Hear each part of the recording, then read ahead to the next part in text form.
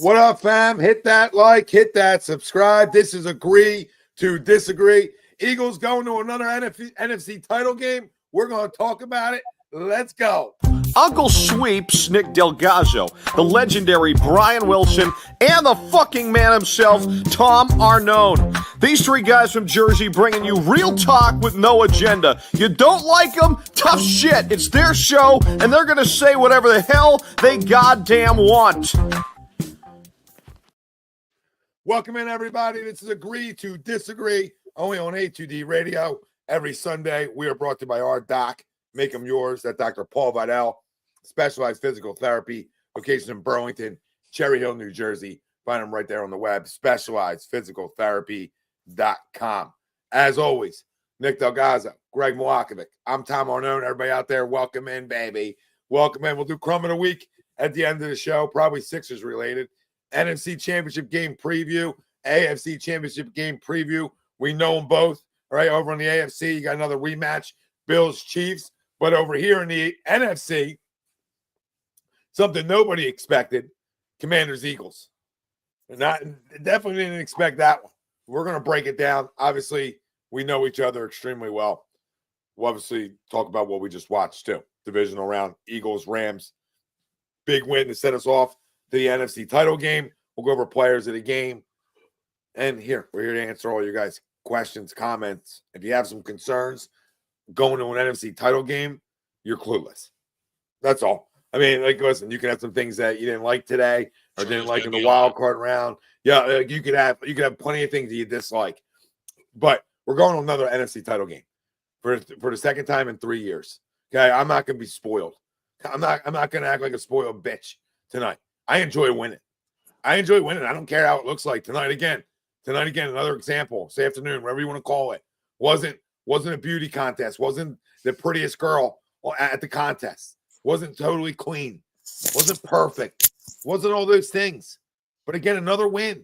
At times the defense didn't look good. Right? At times the offense didn't look good. But two explosive plays win you a football game. You went out this offseason and got the biggest, most explosive playmaker that was out there in the NFL that was available. Maybe even guys that aren't available. He was the most explosive out of all of them. And he proved it this year, and he proved it again today when it matters most, when you need to run the football at a high level in these types of conditions. The Eagles were able to do it again, and Saquon was able to do it again. He just did it against them. You know, the fact that he just ran for over 200 yards against them, right, talking about 7 weeks ago, it just happened. You know, guys are going to come in with a bad taste in their mouth, wanting to stop him. Their whole game plan was to stop him. So when somebody's coming in, their whole game plan is to stop you, and they can't even contain you. You go for another 200, kind of getting off of them. 2 hours, ridiculous. It just shows you how great of a player he is, how great this offensive line is. But even as great as this offensive line is, you need an explosive playmaker. Like that 82-yard touchdown run, look like it was a 35-yard run. Like that's how fast he was. Yeah, he was top. He was almost 22 miles an hour, at least on the first one. I don't know what the second one clocked in. What? It was a Corvette. I'm like, it was just that fast. He's 78 and 64. Yeah, 82, 78. But 4 off. Either way, it looked like it was like a 50-yard run, right? It just looked fast. When we know this. I'm not Captain Obvious Tom. But it's like, my wife's like, what happened to the running back last year? Like, he was good. I said, yeah, he was. But this is him on steroids. And you know, here we are. But again, not the prettiest game.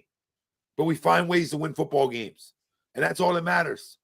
So again, right, excited to be here. Excited for an opportunity for an NFC title game. Excited another week of watching Eagles football. And our poll question, you wish you were at the game today with that weather and atmosphere. Agree or disagree? I do not wish I was at the game today. Some people like the cold weather. I do not. I don't sign up for that. So, I mean, I disagree, but I agree that big time win. And again, Kansas City hasn't looked good all year, but they're still playing. So, doesn't matter. Doesn't matter how you do it. Yeah, I felt like having a little fun with the poll question and figured I'd be the only one to agree. I mean, I'd have to buy a whole new wardrobe, right? It was nice watching it out on the back deck, 70, 75 degree weather down here, but that atmosphere rocking in a divisional playoff game, I mean, you don't get those very often, right, Tommy? As you mentioned, though, right? We're not trying to be spoiled, right? They just don't come around often. And when we have them at home, you got to take advantage of it. And I do. I wish I was there. I mean, ticket price is outrageous, but wish you were there. That atmosphere was awesome. I think Lincoln Financial Field is one of those stadiums across the NFL that rivals a college atmosphere in terms of like in-game level of excitement, rowdiness, sound levels and stuff like that. So, yeah, I mean, I absolutely agree. That place was rocking today, and rightfully so. We started out quick, got that first drive, that first touchdown, and that place was going bananas. Loved it. Yeah, absolutely, buddy. No, I wouldn't want nothing to do with that. No, but that's fine. That's just me. But it's it wouldn't matter who. It doesn't matter who was playing. It's my disdain for people. I can put a sweatshirt on and a hat, but no, I'm good. I'm good where I'm at. But yes, it's I echo what Tom said.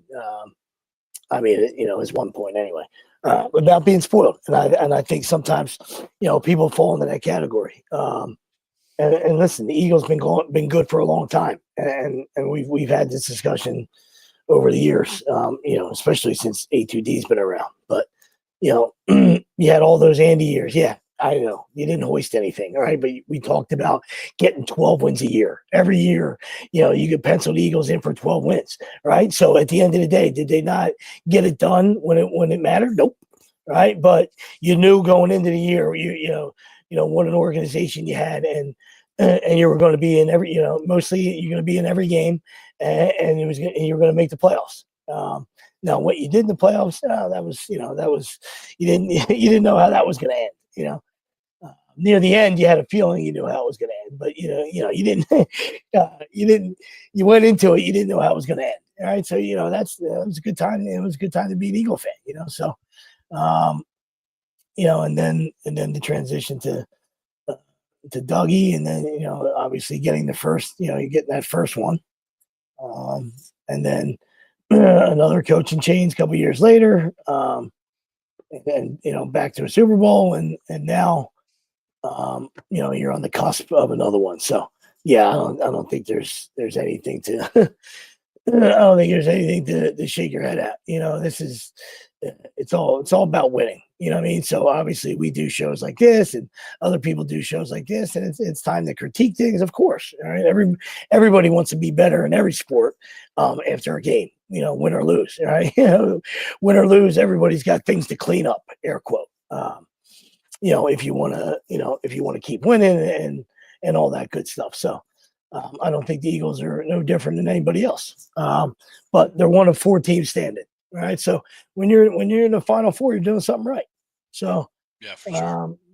I don't perceive that Washington coming here doing what they did last night. That's for factual. I don't think there's no chance of that. Not saying it's not going to be a good game, or they don't have the potential to do it, but. They're not hanging 45 up on this defense, so, we'll see how next week shakes out. But, the weather was bad today. So, you got to clean things. Obviously, got to clean some things up, at the quarterback position and, up front a little bit. But the Rams were on a little quarterback sack kicker too. I mean, 9 the game before, and then would they get another 7 today? A 7 today, yeah. Goodness gracious. So that's a 2-game span. That's got to be near a record. I don't know if it is. So they were. It was near a record. Yeah, they were up there with some of the top teams, and they've only played 2 games. Yep. So they were on a little kick themselves. So listen, you tip your cap to them. Eagles scored first, and they could have rolled over, and this could have been a roll job. So McVay's a good coach. It's a good football team, and. You didn't expect it to get that hairy there at the end. Because they scored so quick. I mean, once you go up, 4 minutes left, you're up 2 scores. You miss another extra point. Hey, ball game. Extra point, but they scored so quick. There, Saquon, the Eagles had a 10-second drive, 78-yarder, and then the Rams come right back down, and it's like, they're 2 minutes and it was like 2:50 when they finally scored. So. But this is what you expect this time of year too, right? Like when you start talking divisional round, NFC title game, and when you start talking about those rounds of football and the quality of teams you see, you expect that, right? Like you expect that team to, even though you're up 2 scores, to go put a drive together, to go maybe not get the ball back again, right? And have an opportunity to score that quickly, but you at least expect them to make it a game, right? What happened with Detroit and Washington is really not commonplace often, where a team looks like they just manhandle a team in divisional round. Usually teams put up a fight, right? Unless it's a big disparity. I mean, that's granted terrible division, the NFC South, or right? But at the end of the day, no, not South, sorry, NFC North. But terrible division. South was a bit terrible too. This year, but you still the division winner out there, right? Yeah, it looks. Yeah, now it looks like a fraud division. But 2 weeks ago, everybody thought it might be, the best division. It had 14 winner, 15 game winner, and a 14 game winner. But it looks fraudulent now. And the Packers were a good team too. So I don't know how bad the division was, but they didn't get it done. So 5 turnovers. Well, no, I meant North, like. I thought you meant the Vikings. I'm sorry. Yeah. West. Yeah. NFC West. Sorry. Yeah, no, NFC West. Like, yes, not a juggernaut. Like, no. maybe on paper coming into the year, maybe expected to be better. Obviously, the Niners were expected to be better. Yep. Obviously, maybe people could think the Cardinals were going to be better, on paper. But the way it shaped out wasn't as good. Yeah. But they're still a division winner, right? So, like we're talking about. I thought you were talking North. My bad. Yeah, either way, North was the only one that was projected to be awesome. Yeah.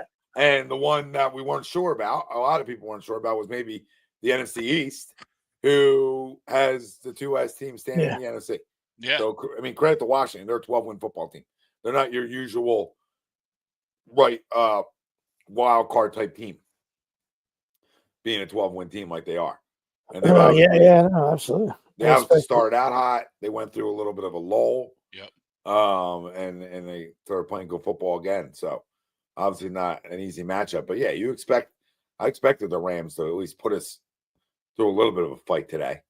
Right? They too good of a quarterback. He's been through too much to not come in here and fight. And the short week and those types of things definitely play a toll on a team like that, and I think it played out throughout this game a little bit too, especially up front. Yeah, no, absolutely. And like I said, if you want to get to where you want to get to, like I said, that's all we're talking about. Things you got to improve and stuff. So even if we're not even pointing the finger at individual guys, which we can and we will or we won't. I'm just talking about after the Saquon touchdown, then you go up by 13. Jake does his thing again. And then they come back and score again. Like I said, there was about 250 left.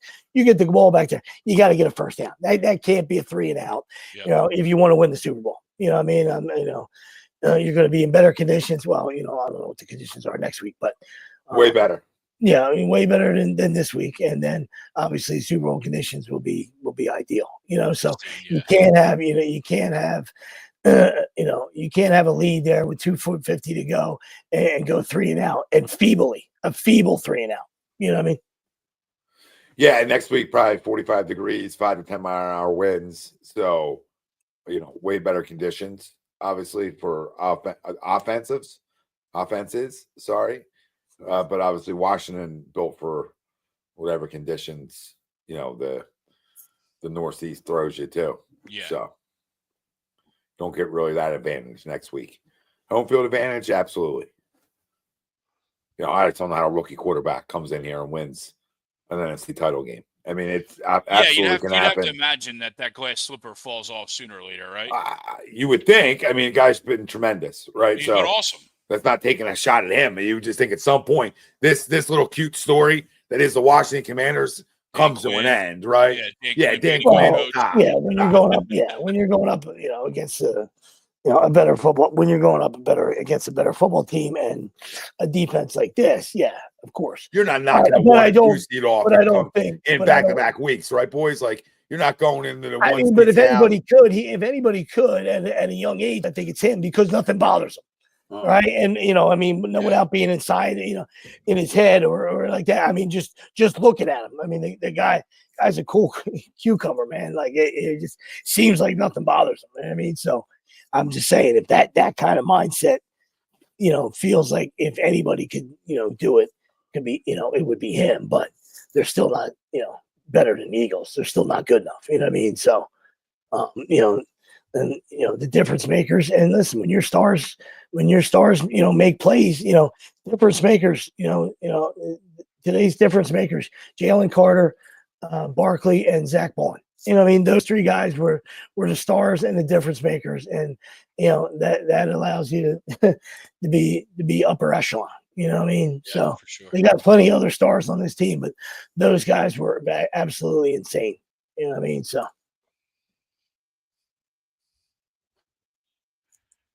Because without Carter, the Rams might win. So as good as Barkley was,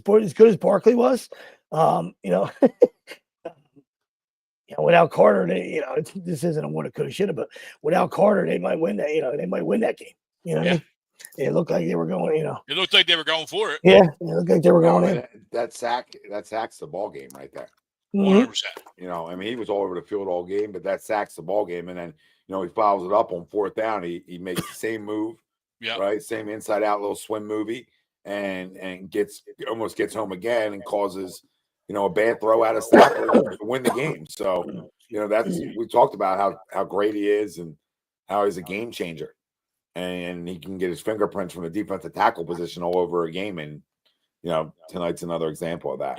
It's amazing too, because throughout the second half of the game, they threw up that stat of when Jalen Carter was doubled versus when he wasn't.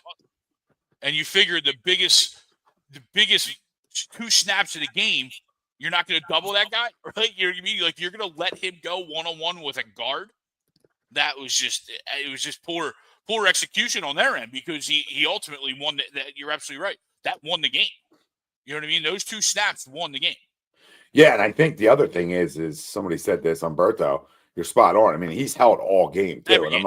I'm not the guy being like, oh, you're missing another call. But like when they go back and show replays and they're not even showing it, they show a holding call. They're just showing a replay, right, of a good play or whatever. And this guy's getting he's getting mucked, where it's like, oh my God, how do you miss that one? So, I mean, it just shows you how good he really is and how he really is all over the field. And he's almost unblockable. Yeah, he's special.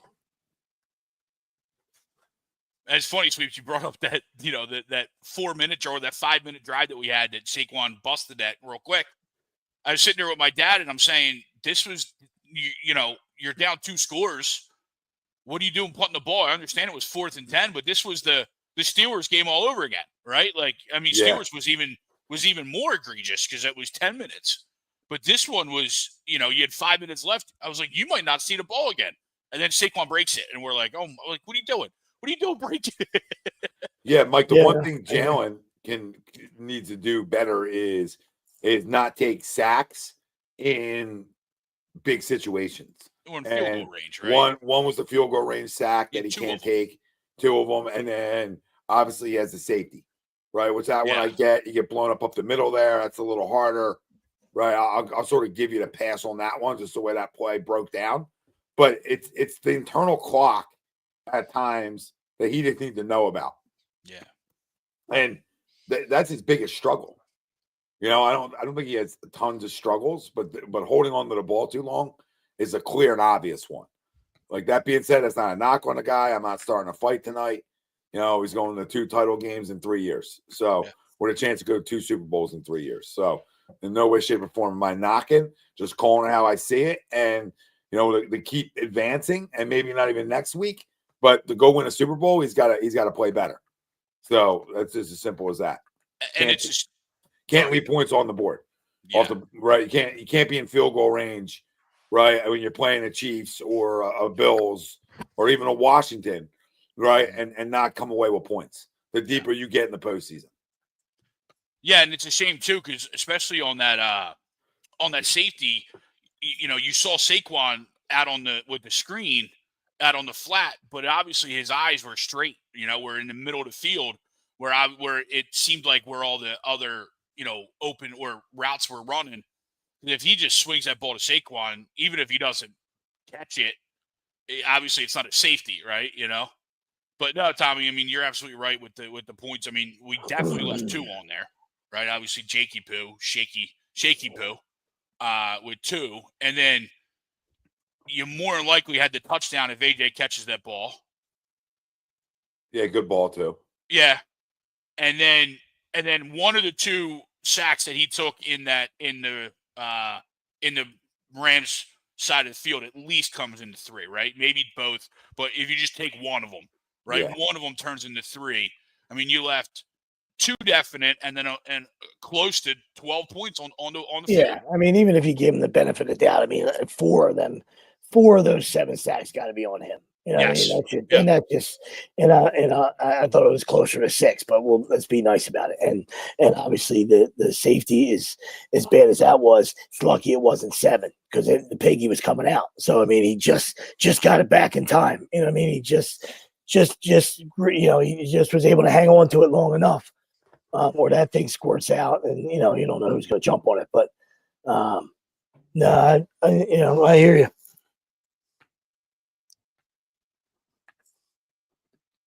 Brian, appreciate the super chat. He said, was that an imposter wearing number 11?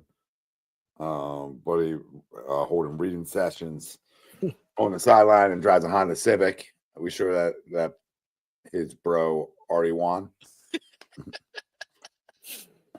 I don't know. I mean, it's been held in check the last 2 weeks, so maybe it is an imposter.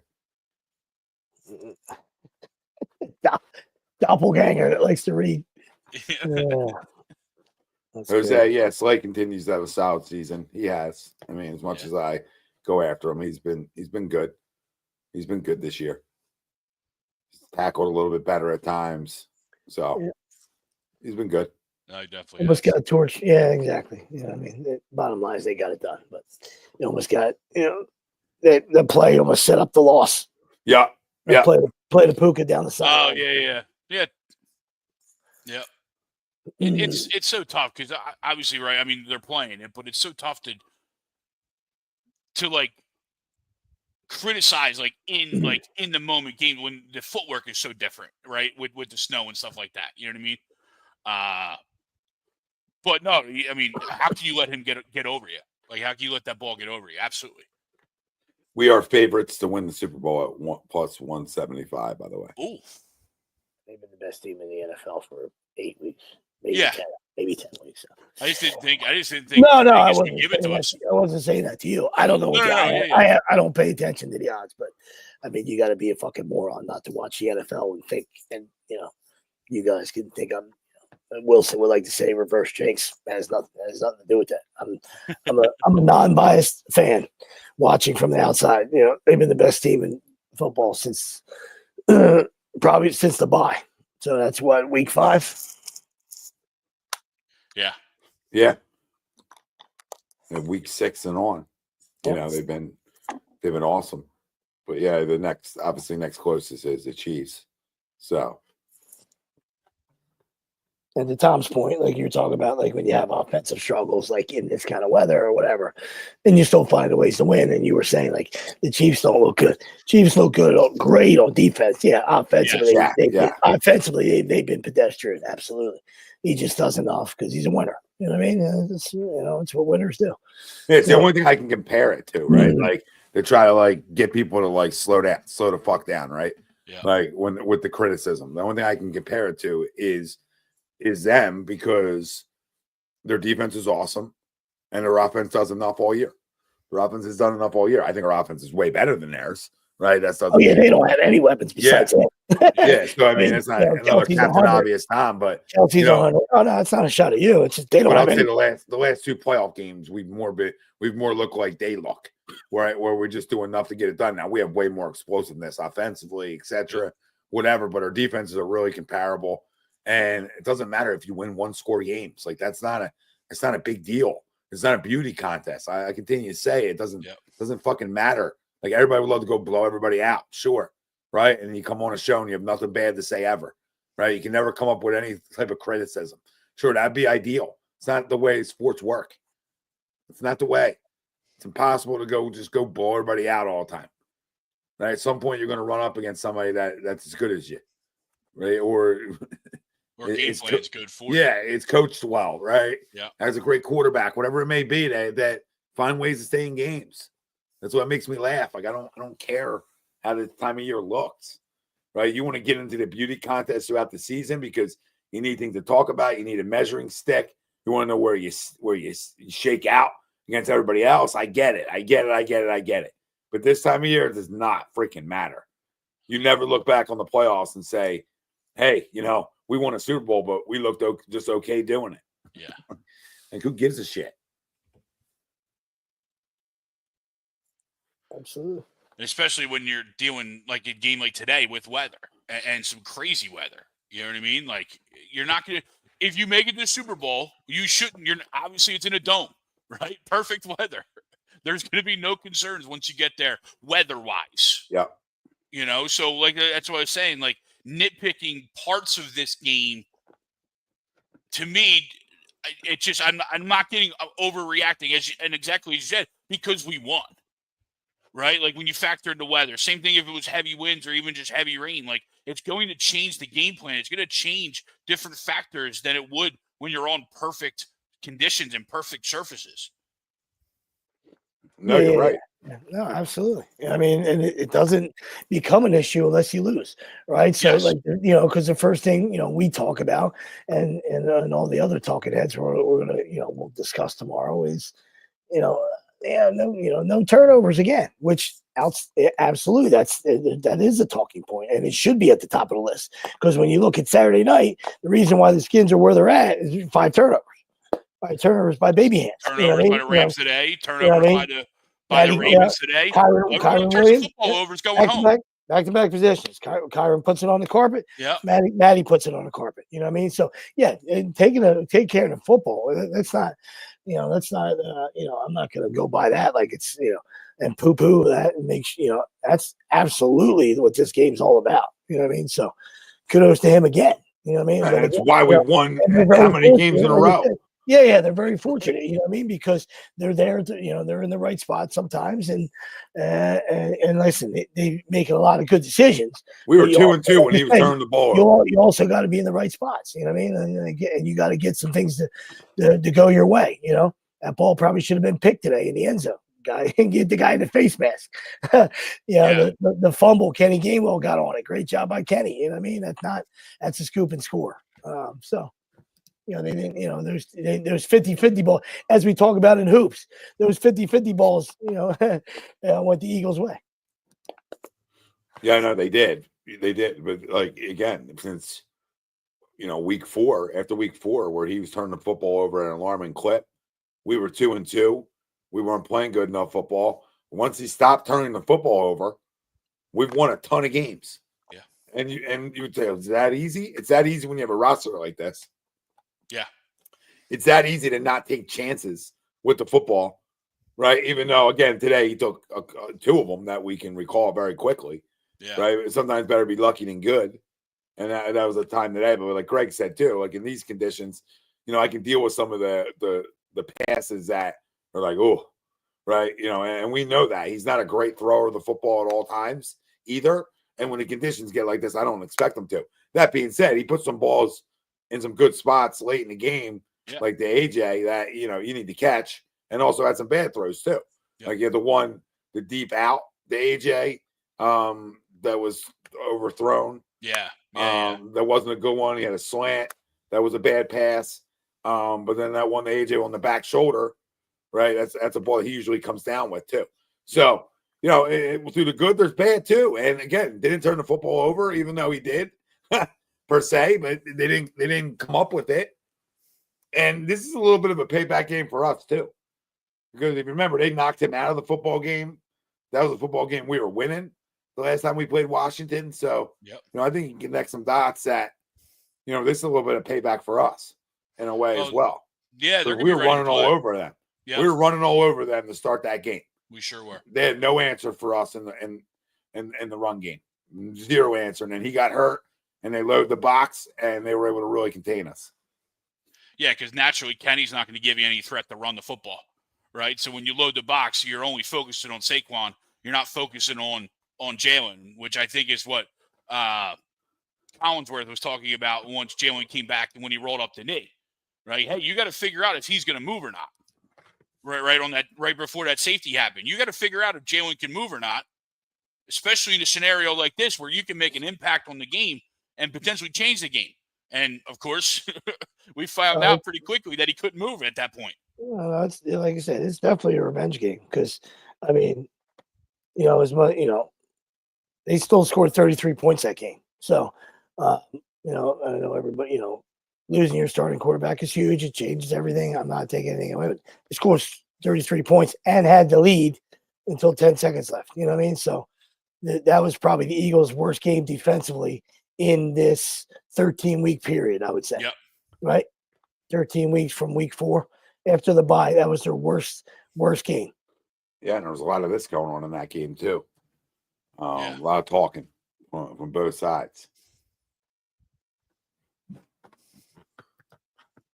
Slim Reaper, Tom, if it's 4th and 4 at the 35-yard line, do you kick a field goal or go for it in the NFC title game? Well, I guess you're talking about a field goal game. That's right, dude. I'm sorry. 52-yarder. Yeah, Indoors, though? No. I mean, anywhere I'm kicking it because, what he struggles with is he can't make an extra point. So, I mean, field goal wise, it seems like, over 50 he struggled this year for sure. That's a fact, Slim Reaper. But I mean, I'm probably kicking it, right? And I'm just saying that, but I got to see how the game is, right? Did he hit like a 45-yarder at some point in the game? Did he hit like a longer field goal to give me some confidence? Did he make all his extra points? Like, how's the game playing out to know if I trust him, right? It's a week-to-week thing on trusting it, right? But he's made enough big kicks in his career. I listen, if it's a field goal to go win it, I'm probably kicking it, right? If it's a tie it, I probably have to kick it, right, guys? I don't know. I got to see how the game's going. I can't. It's hard to answer. Yeah, no, I'm with you in there in terms of, it sounds like a cop out, right? But yeah, I mean, indoors, I'm going to trust Jake, and I'm going to live and die with it, right? Like, I mean, he's still on the roster. He seems to be having an extra point block. You know what I mean?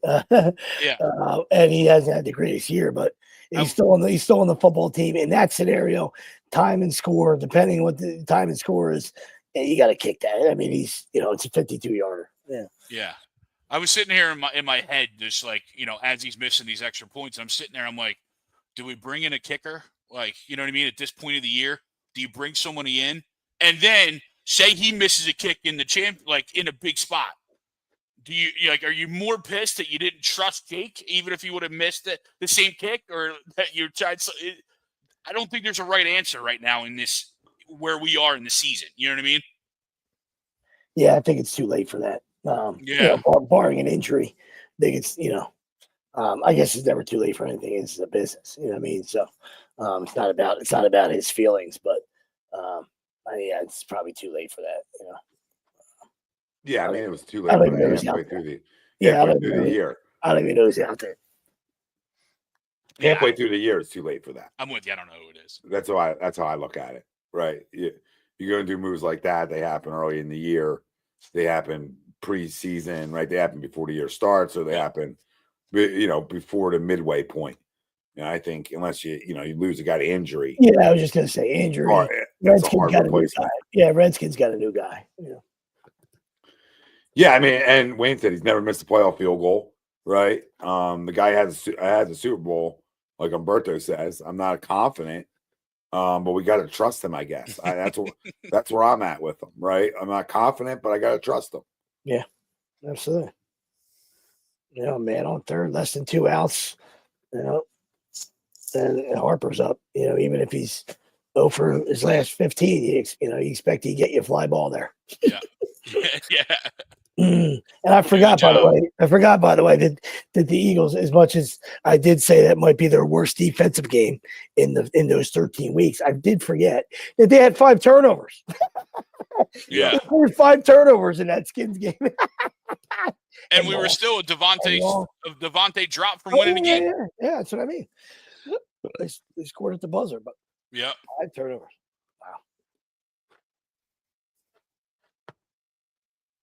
Joe, I mean, you're right. We win a huge playoff game, and all I see are people complaining about Jalen, bum knee, hail, snow, sleet, rain, ran for 70 yards and a touchdown, and didn't turn the ball over. Fans are never happy. No, it's a beauty contest at the quarterback position in this city, right? Because it's low hanging fruit, right? So it's a low hanging fruit. We had 2 rushes for over 60-plus yard touchdowns today. 2. And a 45-yarder from Jalen, or what was Jalen's? Like 40? Right? Yeah, 44. 44. So you had 3 40-yard plus touchdown rushes today. 3. If you had 3 explosive plays in the air like that, you're jerking everybody off. Mm-hmm. So why can't we be excited that we can be explosive but in a different way? I don't know. I've been saying that all year to Jeffrey Lurie. You can be explosive and not have to throw it 40 times a game. You can be explosive running the football too. Today's an example of it. Divisional round. Yeah, that's what I right. said. We're explosive on the ground. Yeah, it's both sides. Both sides, both extremist sides are ridiculous, right? So the extremists that want to tell us, how good he is throwing the ball and it can do no wrong, and then the extremists that want to nitpick every detail of everything are ridiculous, right? So why can't you just be in the middle and tell it as it is? All right, the guy wins football games. It does enough. He's a playmaker. He's a football player, and he's a great leader. And that's it. And until it becomes that, until it becomes something more of that, at some point for $250 million, right, you're probably going to need to hoist one, right? But you got a shot now in 3 years to get there and hoist one. And all you need is one. And then the money's not anybody else's. It ain't your wallet, ain't your checkbook. Who cares? Right? So who cares? I mean, what if anybody else would have paid him that? Probably not. Probably not. Now, in this day and age, I know quarterbacks get money, but I don't think anybody else would have paid him that. But they wanted to keep their guy in-house. This is the right guy. He's the right guy for this football team. Period. Yeah, absolutely. We rushed almost 300 yards today in a playoff game. Yeah. As a team. When they knew we were going to run. Yeah, that's literally I'm going to bend you over, no lube. It's coming. Just take it. I mean, that's what that is today. That's how great they are at it. Why can't we be excited that we're that dominant? I've been saying that every week. We're the most physical group up front in football. Maybe the most physical group on both sides of the football that's left in the postseason, right? Most physical. That fits our brand. It fits who we talk about being in this city all the time. Lunch pail, right? Today's another lunch pail win. That's what it is. And we're gonna beat you up front. We're gonna do those types of things. And then as a fan base, that doesn't excite us enough. 300 yards on the ground when everybody in the country knows it's coming, and you can't do nothing about it. I mean, I don't know what else people want. Well, I mean, and that's because of him, and that's why the offseason was a home run. You know what I mean? An absolute home run. It's not. We're not talking about it now because they're in the conference championship. We're talking about a like I said, preseason. You threw some, comps, to McCaffrey out there. And that's why those kind of conversations happen, right? Because with this offensive line, it's what makes you special. You just said your wife asked you, the guy last year was pretty good. What's the difference? This guy is in a class of his own. You understand? He only needs a crease, and he's gone. He's gone. That's it. He needs this much. Bang. His vision is incredible. On the 78-yarder, he slides. He's gone. He's gone. And there's only maybe 2 or 3 guys that can do it in the whole league. Gibbs. Anybody else? I mean, there's a lot of good backs. I don't know if anybody else can do it. Might be him and Gibbs. I'm talking about explosive wise, where you give him a crease and it's night time. Yeah, that's what's crazy about it. Like I'm saying, Yeah, he's got 60-yard runs. They look like they're 20-yard touchdown runs. It's over. I mean, they don't even touch him. He goes untouched, Tom. I'm not talking about Derrick Henry stiff arming dudes, all right, or breaking tackles. You know, we're talking about untouched. He scores touchdowns if it was two-hand touch. Two-hand touch. Where you say to yourself, Roger Goodell would love this. It's no contact. Everybody's good. No CTE. He'll love this, Goodell. He would love playing for the Eagles. There's no head trauma there. I mean, he's untouched. It's like, oh my goodness gracious. Doesn't even get touched. It's beautiful. It's a beautiful thing to watch. So I agree with you. You know what I mean? There should be no complaints. Zero complaints. Yeah. And all next week if you don't win. That's when you complain. Absolutely. When you lose, you line up in the complaint line. Yeah. That's what you're supposed to do. I was telling someone today I was having an argument with, right? All those pretty looking quarterbacks are at home watching this guy. Right? For all those guys that look pretty, they're all at home right now. They're all watching him continue to be, as we said, one of the final four left standing. Right? So whatever. He wins. Yeah, until he doesn't, until he's the cause of us not winning, then we'll have that conversation at that point. Well, we see the run game, the difference the second he wasn't playing quarterback. Mm-hmm. Right, we saw the difference in the run game. Still really good. Today. Like I said, we saw it today when St. Louis, when LA knew he was immobilized. You know what I mean? Like he knew he couldn't move for those couple plays that he was just after that knee injury. It's a completely different offense. You're right, Tommy. It just is. Like, oh yeah, Saquon rushed for 100, but it wasn't explosive as it was, right? And the offensive line's awesome, and it still wasn't. But you add him into that wrinkle, and it makes guys have to freeze. It makes ends have to decide. It's got a lot of things to that people don't think of, right, on the surface. And we watched it not be as good the second he didn't play. And as soon as he comes back into the offense, we run the ball in an elite clip again. Yep. I don't know. It doesn't all have to be throwing the ball. Well, I love throwing the ball. Yeah. I love the way guys look throwing the ball. But he's a big part of why the explosiveness is at an all-time high with this running attack.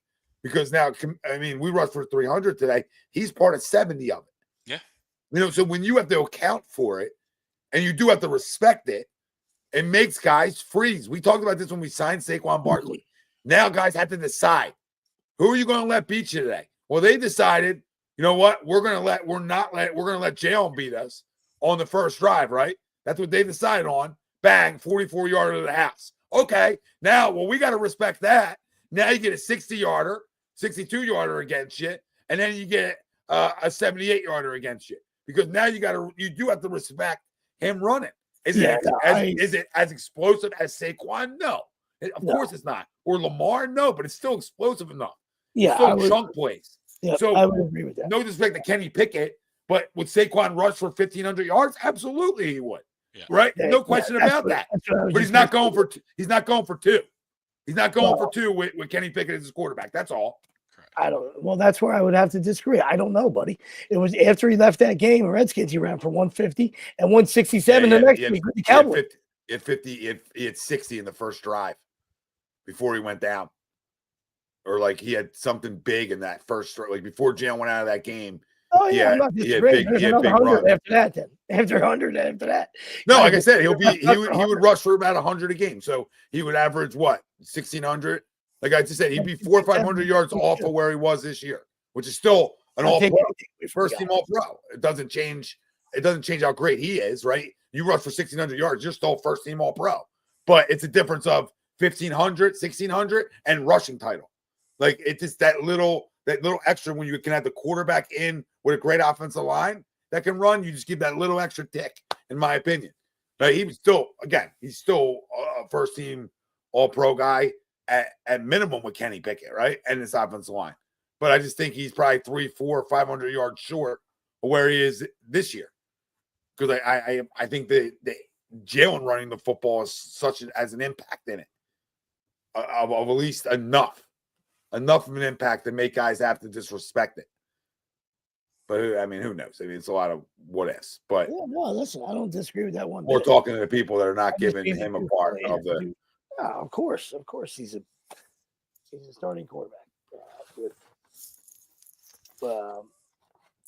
More just because, like, if he's not running the danger- football, it doesn't mean he dangerous doesn't target, impact you it. know, the danger. He's a dangerous weapon, under center. He's a dual threat guy. Whether that other part of the duel is, better than a lot of guys in the league. He's still an air quote dual threat guy. So that's something that the defense always has to keep keeps the defense honest. So of course, not disagreeing with you at all. 100% agree with that statement. I don't know how much Saquon would run for. Just because, he's landed in a dream job now. You know what I mean? He landed in a dream spot. He did what he did in New York. With tomato cans. He got hurt. So the biggest thing for him is the health. You see, he probably didn't. I know he had that explosiveness in New York, but we never got a chance to see it as much as we do now. We're obviously up close and personal, but it just feels like he's good for one a game. He's good for one home run. Good for one grand slam a game. And he had one against Washington that first meeting too, that second meeting. Somebody was saying he had a 77-yarder when Jalen went out. I think it was pretty early on in the him being out, but yes, he did. Luke says 4 years as a starter, 4 playoff appearances, 2 NFC title games, a Super Bowl appearance. Quit your complaining. Yeah, I mean, there's something to be said about that. It's a lot of winning.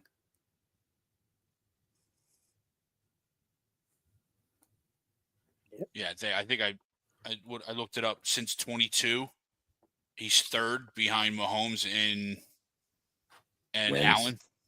And wins. And wins. Yeah, I mean, it's good company. And ahead of Lamar. And good company. I mean, the 2 guys that are left standing in the AFC every year. Yeah. I mean, the 2 guys I want to be in company with winning. Again, Allen didn't put up the greatest numbers today either, but he won, didn't he? He won. Just saying, like, if you just went and look at the stat sheet. Yeah. If you didn't watch the game, you just went and look at the stat sheet, you say, oh, these numbers aren't game changing. Well, that's what Johnny Cochran and the defense team, that's what they immediately did. I'm sure they did. Yeah, so I'm sure they did. Right there. Right there. They made a billboard. 127, 2 rushing TDs. Yeah, that's all I'm saying, Jose. He was all, we were running the ball down their throat right before he went out, and then when he went out, we didn't run it as much. We didn't run it as well. But I mean, listen, when you lose a quarterback mid-game too, it's not ideal. If anything.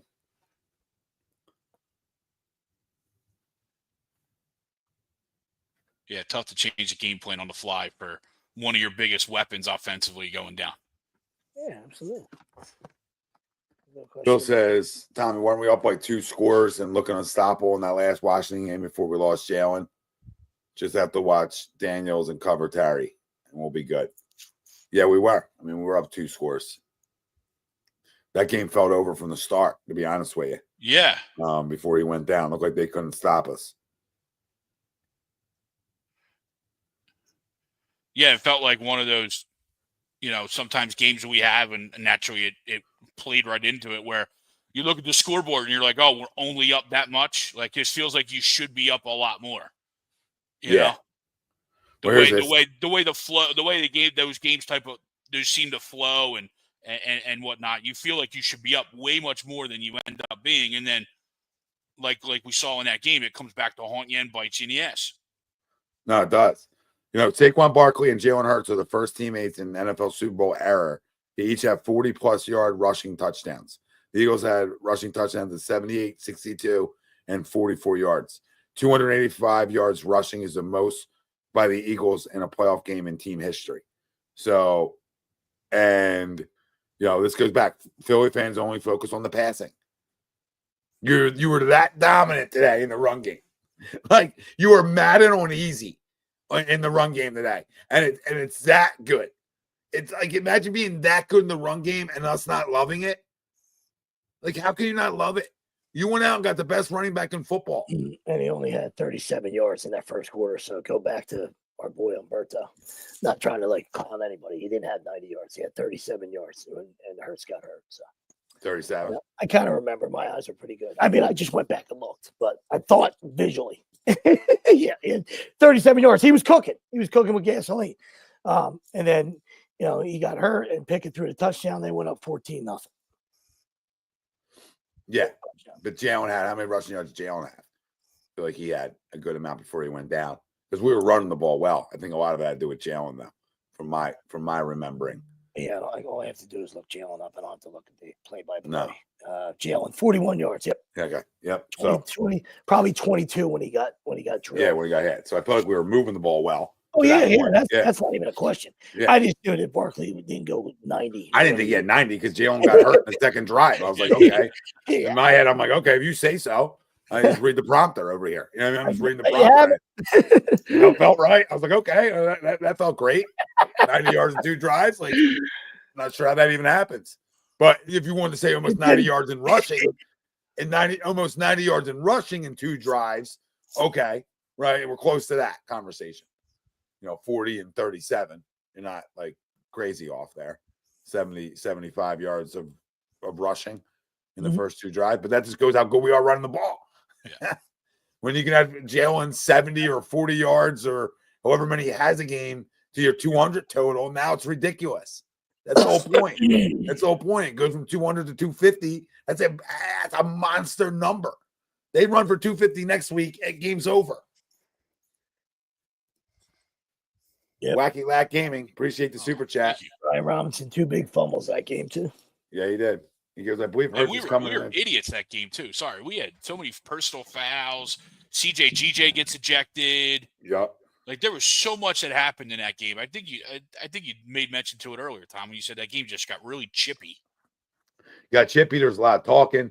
The second CJ went out, we couldn't cover the pass game anymore. So that makes me feel a little bit better about this game. Is that we have him. It looks like Q is going to be good. Probably. Was it a head or was it the shoulder? Truly, I think it was a shoulder. He hit Stafford hard enough that he hurt himself and busted his ribs. Yeah, imagine hitting a quarterback and going out of the game. So I mean, that's why you're from Toledo. Yeah, that's why I'm not paying you to tackle. But yeah, so that's a hold positive. on. Let me clip that next time a DB misses a tackle. Yeah, well, yeah, that's only. Yeah, just show the Rams. Just show the Rams highlight film. The clip what Tommy said. Just show the Rams. I mean, they don't even get a hand on you. It's amazing. Yeah. That was amazing. Wacky Lack says, I believe Hurts is coming in a title game with a serious chip on his shoulder. He wants to show Washington how that game would have went with him healthy. I mean, I appreciate the super chat. I would hope he doesn't need that game. To come into this game with a chip on his shoulder, if that makes sense, guys. Yeah. Right? You're going to an NFC title game. I think you should have a big enough chip on your shoulder to try to want to go to another Super Bowl and really revenge that loss against Kansas City, regardless on who you're playing. You know what I mean? If it's Kansas City or Buffalo. But this is a game they can't lose. Yeah. Because we talked about not being scared throughout the whole playoffs. I mentioned it throughout the whole time. I'll start getting nervous in the NFC title game, right? Thinking you're going to see Detroit, right? Thinking you're going to get that round, going to somebody else's building. Well, it didn't happen that way, right?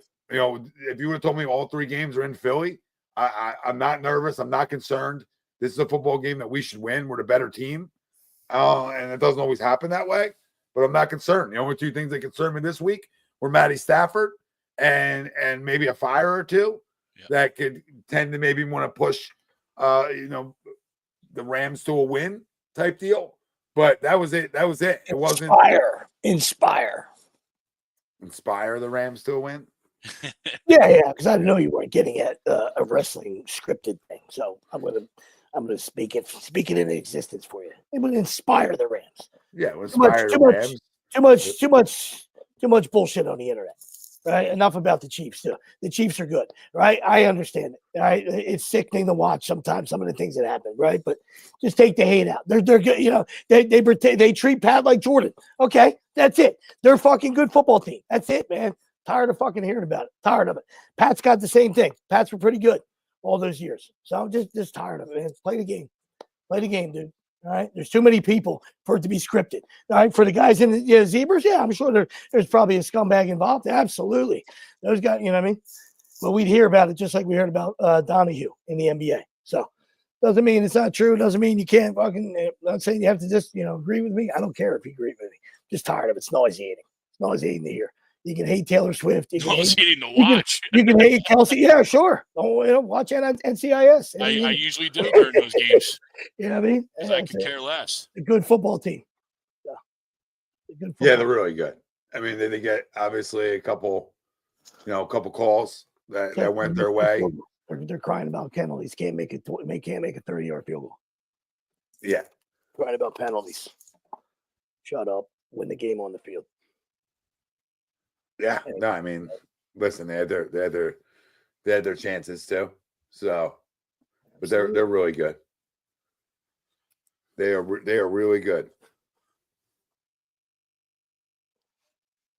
Offensively, not as much as they used to be years ago. Defensively, absolutely. Yeah, YW. I don't know how many people are eating Eagles. So I mean, you guys enjoy the dinner plate with an eagle on top. And getting dog walked. I mean, imagine being that stupid. I mean, you could listen. You could be a fan, the biggest commie there is out there, right? But they're coming here and talking about this team getting dog walked. Ain't nobody dog walk our ass all year.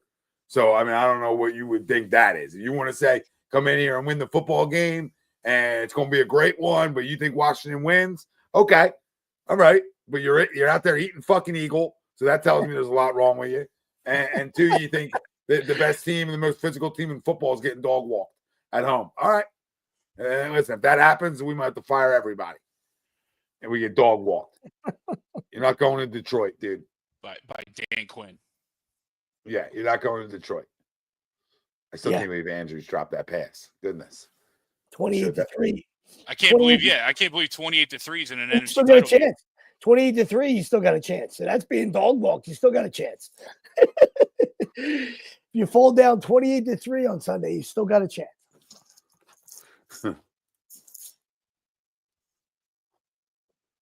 Yeah, now we're not even talking English.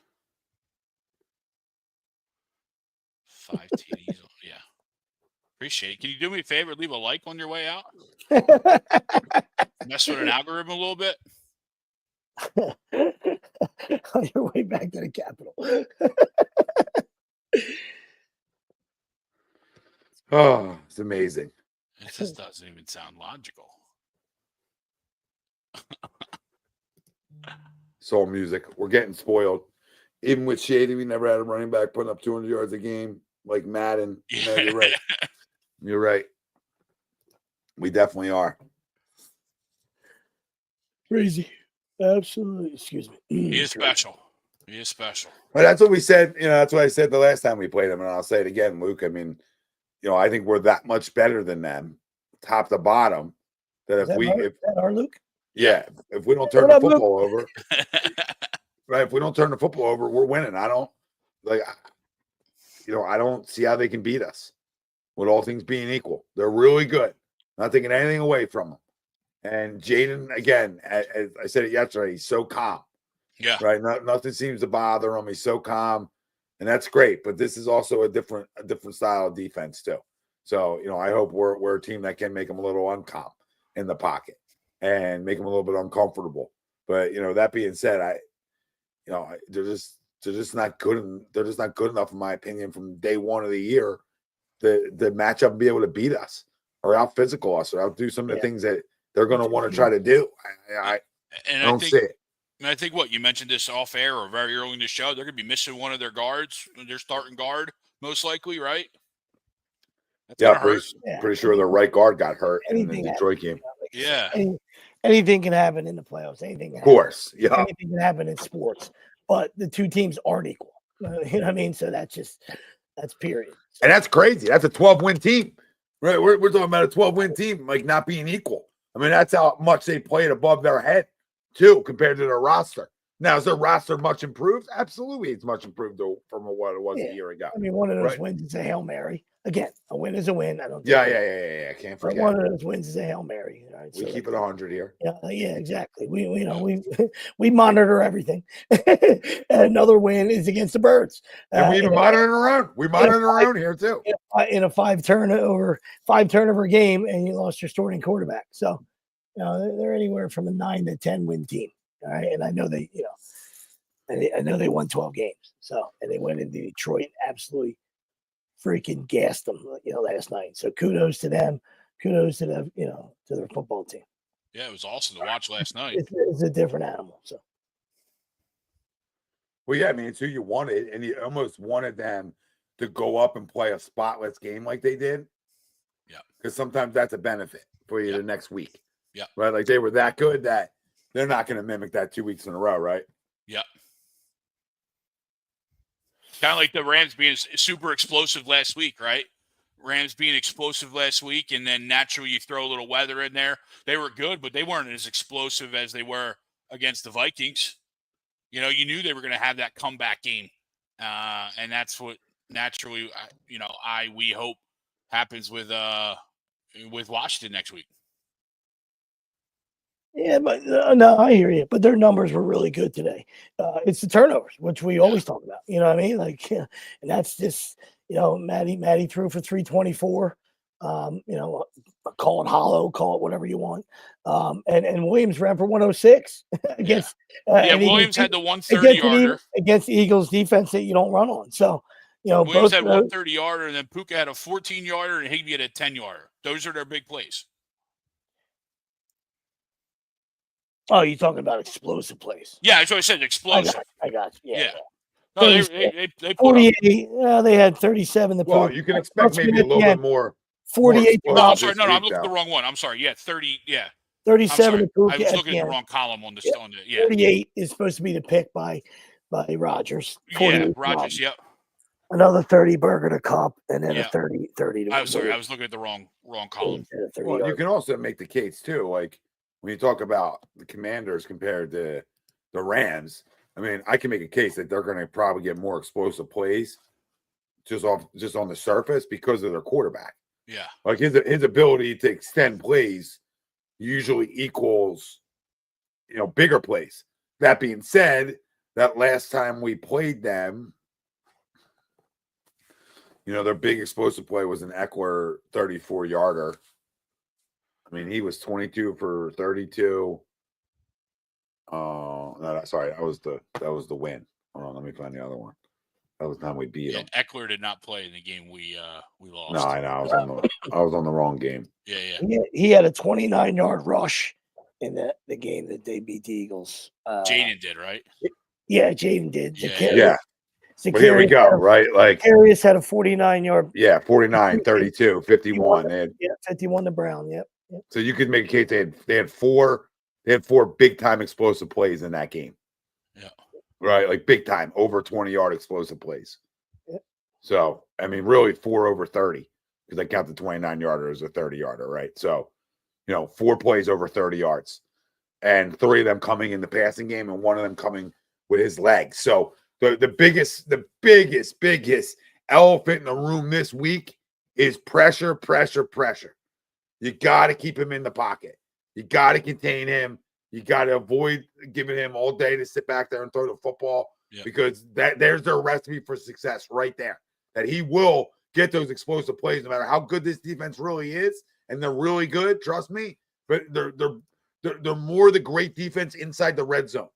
Yeah. Let's call the Eagles what they are. They'll give up yards. They'll do those things, right? Those numbers speak to that. But there's nobody better in football in the red zone. There's nobody, right? And they need to, yeah.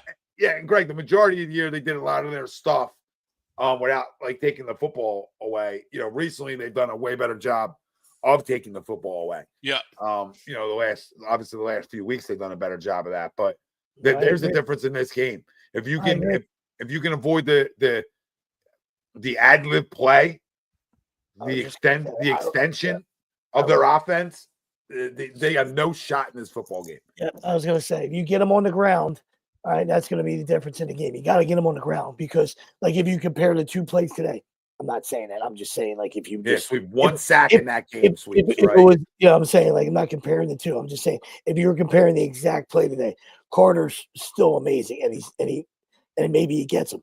But Jaden's legs had the chance to, like I said, if he sideswipes him or he gets out, he gets free, then there's trouble because apparently somebody said, I didn't see we came on the show, but apparently if Carter doesn't make that play, there was a wide receiver wide open, somebody fell down. Oh. So crazy. Yeah, absolutely crazy. So I think and the one thing, while we had 3 sacks, Greg. Sorry, we had 3 sacks the first time we played them. One in the loss. Yeah, one in the loss. Yeah. So I mean, we were only a QB hit away. We had 3 QB hits the first time, so we haven't really necessarily got to him. Yeah, per se, we haven't really figured that out in 2 times playing him. And what that's telling me too is outside, at least to the eyes, outside of that game, for the most part, the second half of this year, we've been able to get a lot of pressure without necessarily blitzing and bringing other guys. Now we do that, we have that upticked as well. But for the most part, our front four had been getting pressures pretty much on their own, which allows for the Eagles then the defense to keep an eye on Jaden to make sure that if he does bust loose, he doesn't necessarily break a huge one, but might extend a play. Yeah.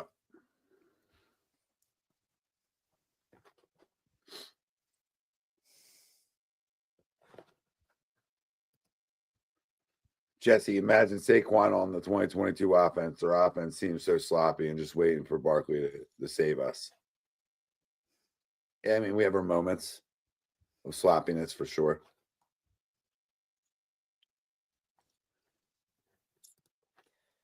Listen, I would think Jalen's going to be healthy enough to use his legs. Good safety net to have, though. Yeah, not a bad one. I think he's going to be healthy enough to use his legs. Obviously, he didn't tear something. So, you're spraying it. You get treatment all week. Right. I would venture to guess he's able to use it enough. And this time of the year, right, if you look at like the positives, you win this football game, you find a fucking way. Find a way on Sunday. You find a way, you get 2 weeks off. So you get another bye week and you get rested up and be about 100% for a Super Bowl. Yeah, this time of year, everybody's hurt. Everybody's and let's remember, too, it was 20 degrees at this point, right? Everything hurts. Even if you're 100%, everything hurts in 20 degrees when you get hit or you get rolled up on. It's not my point to retractable roofs. Yeah. This time, you know what I mean? This time of year for teams that want to mix it in, right? I'm not being like pussification of America with all the money the NFL makes. Like I watch these cold weather games, guys are dropping like flies a lot of times. Yeah. Because it's already the game physical enough. You add it in 20 degrees, doesn't mean you don't want to use it. Like today might have been a day where the Eagles don't close the roof. Yeah. Right? They say, you know what? No, we have home field advantage for a reason. Yeah, we want the home field advantage. So I'm not telling you close it all the time. I'm telling you the ability in rain to say, we don't want to play in this shit today, right? Or, hey, it's freaking 10 degrees out with 25-mile-an-hour winds. We're good. We're going to shut it. We're going to close it up today. Or like, say, Washington, which is a cold weather team, right? They come to town next week and you're getting a blizzard condition. Probably a weekend you want to close it up, right? Maybe. I don't know, but you got the ability to do that. But then also you have the ability to host a Super Bowl, which is what a lot of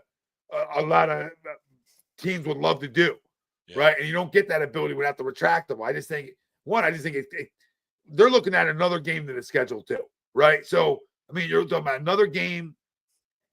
The season gets longer, it gets colder. Like this, again, I'm not a pussy. I'm not trying to be like, oh, look at Tommy the pussy over here. Look at Tommy the softy. I'm just saying the game's faster than it ever was. It's a way faster game than it was in 1955. So, right, modern medicine, common sense, plus but I also think football is meant to be played in the conditions at times too. But at least retractable gives you the options. 8 o'clock Sunday morning, you say, let's close her up. You know what I mean? Or you know what? Screw everybody. We're open conditions today. Fired up. So 16 takeaways over the last 5 games. That's how many takeaways we've had. 16 takeaways over the last 5 games. It's most over a 5-game span in our last 15 seasons. Is that good? Just saw that on the bottom line. Yeah, 5 in week 16. Yeah. But yeah. No, they've been starting. They've been. Cooper just missed one today too. Everybody was talking about Coop getting his first, and he hit him in the damn hands. Catch the ball, Coop.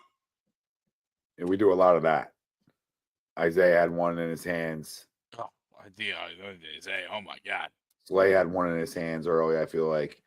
That might have been a sixer. The way he cut across. Yeah, I mean it had thoughts that he might have taken that to the house. That would have been nice to start 14-0. He is slippery. Eagle City.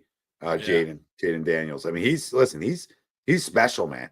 I mean, I didn't think he was in my time of watching him, right, which wasn't a ton at LSU. I thought he was good. I at times I didn't think he was that good, but he wasn't this good in college. Like he definitely keeps getting better. And I think when you can ad-lib the way he does, it really helps your game at this level. When you come right in as a rookie. Different positions, but he reminded me of Devontae Smith. I mean, 2 very good players. I just didn't know if the body type could hold up in the physicality of this sport. You know what I mean? Even though they want to, make it softer and softer. All right. And that's all. So that's when I looked at him and like, I don't know if he can get wet in the shower. You know what I mean? Jaden Daniels,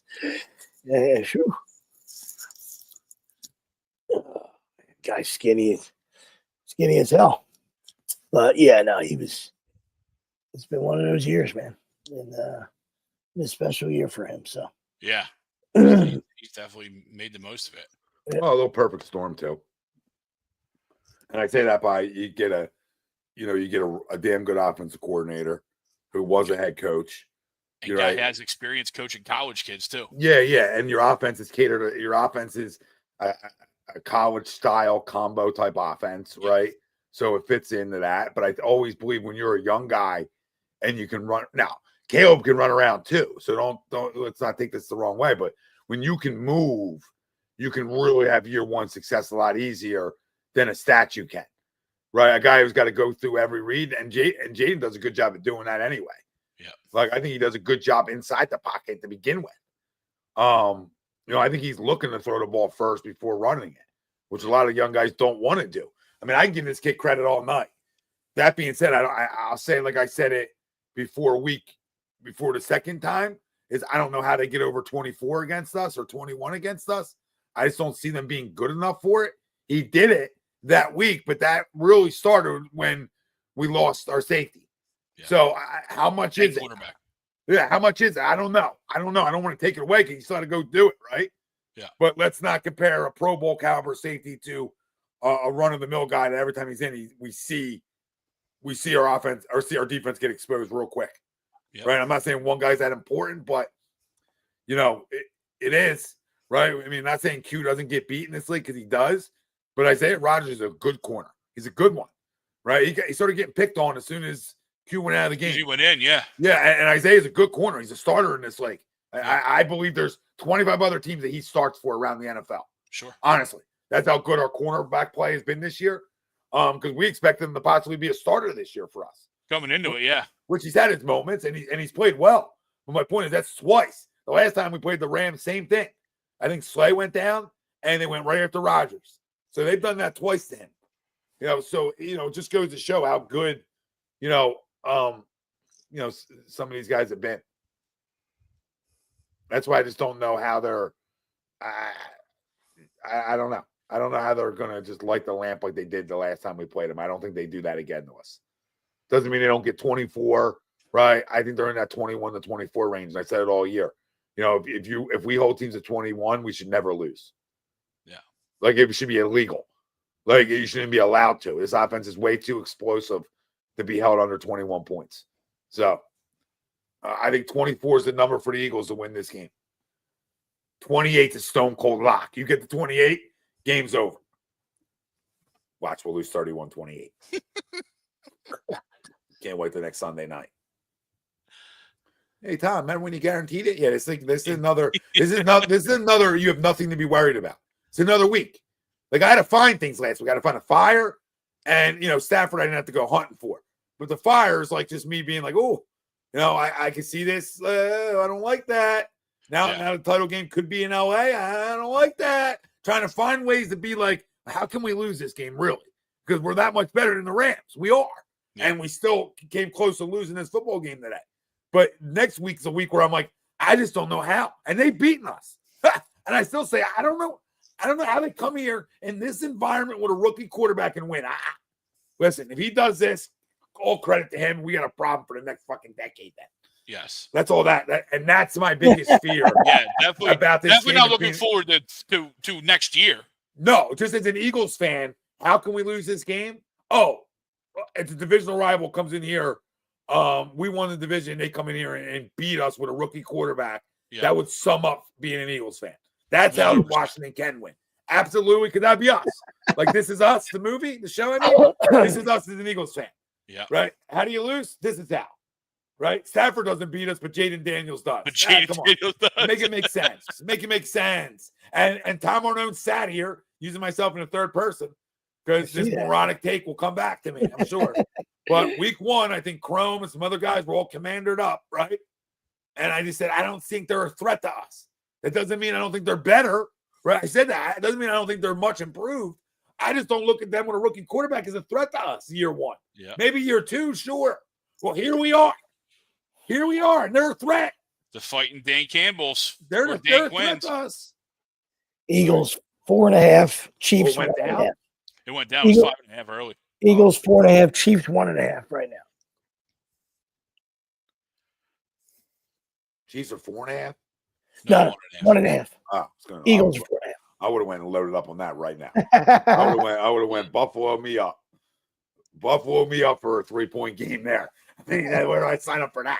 That's a 3-point. Somebody's winning by 3 or less in that game. 4.5 I don't like as much. I don't like that that's going down. But the lines never have affected me really. Yeah, it's a flavor. They looked cute last night. They hammered Detroit, so everybody's got a little tasty poo of that right now. It'll go back up. To talk tomorrow morning. It'll go back up. It'll go back. It'll go off 5.5. 5.5. It'll close at 5 and a hook. Sweeps is off on Mondays, I believe, and he'll be the voice tomorrow of. I'm sure the major networks are going to be upset city coming next week. They're going to be the toast of the town, the commies. I'm sure ESPN, FS1, even though they're sleeping their way to the top, all the bigger shows out there are going to be like you just said. They're talking to town. You beat the number 1 seed, you dominate them. People are going to be talking about how they're going to come in here and win. I feel like I can see that being talked about pretty happily. Pretty happily tomorrow morning. I'm looking forward to hearing from you. Looking forward to hearing from you at 10:30 saying, hey, Tom, you were right. Let me talk. That's great. Yeah, I see the Bills getting their Super Bowl too, Jose. I think they win that game. I just think they're playing with that kind of style. They just find ways. Yeah, they've had the magic, man. I mean, they weren't picked. Obviously they were probably, I don't know what the preseason prosecution, preseason. Yeah, whatever the hell that was. Yeah, oh God, I can spit it out, Tom. Preseason crystal ball. Both of us are tired. Both of us are tired. So let's not get ahead of ourselves here. Let's not get a thesaurus out. Preseason crystal ball. I love it. Crystal ball, but obviously the Jets and a healthy A-Rod were a lot of everybody's pick. of course, Nerd Boy and the Dolphins, the great offense and all this stuff.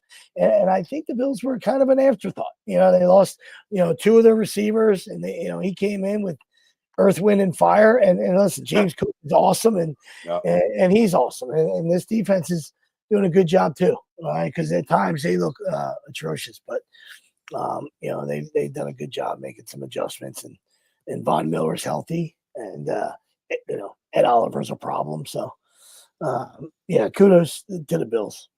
Well, when you talk all week that a team is too big for you, they're going to out physical you. Your lines are, that's all Buffalo heard all week, was that they can't stop that. And I think when you do that to a team that's playing at home, I think that's a recipe that you can just bank on the Bills. That's why I was heavy Bill today, heavy Tommy Bills, because you could just sniff it. It was too much that people weren't giving the home team a chance. You usually don't hear that one. Like, I don't hear much of the time when you're talking divisional round, the home team. Home team looks like they have no chance. Everybody, the national media, they're too strong for them. They're going to bully them. They're going to bully them. Oh, okay. I never know Sean McVay defense to get bullied when everybody says they're going to get bullied, right? We talked about Taliban the last time. I mean, this guy was nobody knows how to rally the troops like Sean McDermott. Did I say McVay at first? I meant McDermott. But either way, no, you're right. You're 100% right. I don't like when you say a defensive coach's team is going to get like in playoff time. When you're like, hey, that defensive coach at home, he's going to get manhandled. His team's not physical enough. I'm like, careful saying that one. And even though it's like you said, even though it's like a coin toss, a playoff game at home, that's just disrespectful. I mean, that's disrespectful. You're a dog at home too. You get 3 for being home. So what were they telling us that the Ravens were like a 4.5 point favorite? Come on. Yeah, Lamar playoff a favorite? Come on. Come on. Knock it off. Bill, 3:00. We play at 3. Yep. Eagles at 3, 6:30. Bills choose.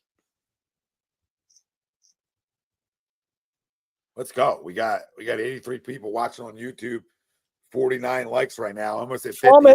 Let's go get a honey cut. Let's go get a honey cut. Yeah, let's mess with an algorithm. Who was too conservative today? How come people don't like to thumb it? How come people don't just like to go like this? I don't understand.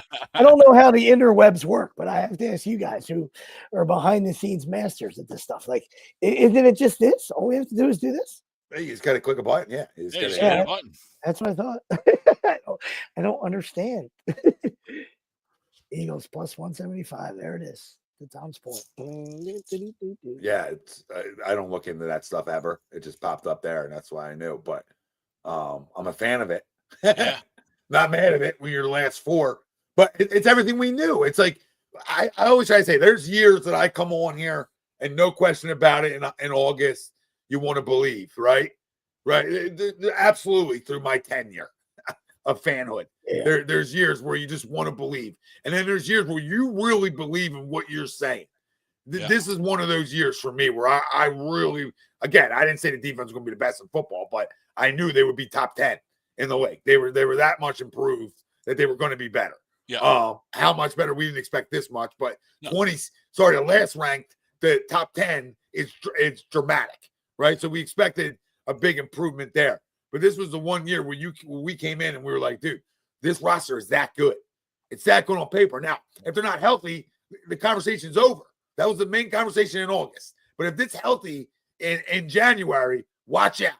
Well, here we are. And now when Vegas backs you up, right, and says, and the Chiefs who have a dynasty, right, and the Bills are awesome, and Washington's had a great year. But when you have the best odds, it makes you feel like, okay, what we watched all year isn't us being homers. We watch enough of the league to know how good we really are, right? Yeah. And that's it. Like, some sports you don't have time to watch. That's why I'm here. Right? You know what I mean? Like, just being fair. I don't have time to watch all around the NBA.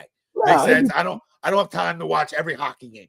I don't have time to watch every baseball game, and I'm a baseball junkie, right? But I don't have time to watch every game, right? So, football, you have more time to see everything, in my opinion, right? Because it's all condensed into one day for the most part, and it's a day dedicated to the sport. Where other sports, you don't have that time necessarily. Like, yeah, I might be able to watch a team twice a week in baseball, another team, right? But I'm not watching them every time they play, to my point. Yeah. So you can get a little biased about yourself at times. That's why Uncle Sweeps is here, though. In between my hiatuses, I used to have a nice little streak, but in between my hiatuses, every time I'm here, I tell you, they're the best team in football. All right, and don't listen to Wilson. There's no jinx or anything. It's what I'm telling you. So I'm a non-biased. Wilson, isn't he? Wilson misses more than you do, so we don't have to listen to him. Yeah. Yeah, but I mean, Greg's still holding on to that from last night. Greg is holding on tight to the comments from last night. I can feel it. Which one? I don't even remember, to be honest with you. Fans, they don't remember. I turned the chat off. Eagle fans, they don't forget anything. But yeah, no, I mean, I've been telling you. The first time watching? Yeah. Since the bye week. I remember my first night at the bar. Oh, God. Clip that. I mean, hey, I show up every week. I mean, you do. I show up every week. You should clip that, though. Like a young Cal Ripken. Greg Ripken. I have to. One of the Ripken brothers. I didn't show up. Yeah, I mean, we're just that good. So we're lucky. We're lucky to get this matchup, honestly. I mean, I wasn't scared about going into Detroit, but that's not an easy place to go win either, right? So you're going in and playing at somebody else's house. Sometimes the pressure's off you, sometimes not, right? But this situation, obviously, Washington's playing total house money, and they can play free and easy, in my opinion. You know, the pressure is on us, but we're built for this pressure, right? I mean, we're built for it.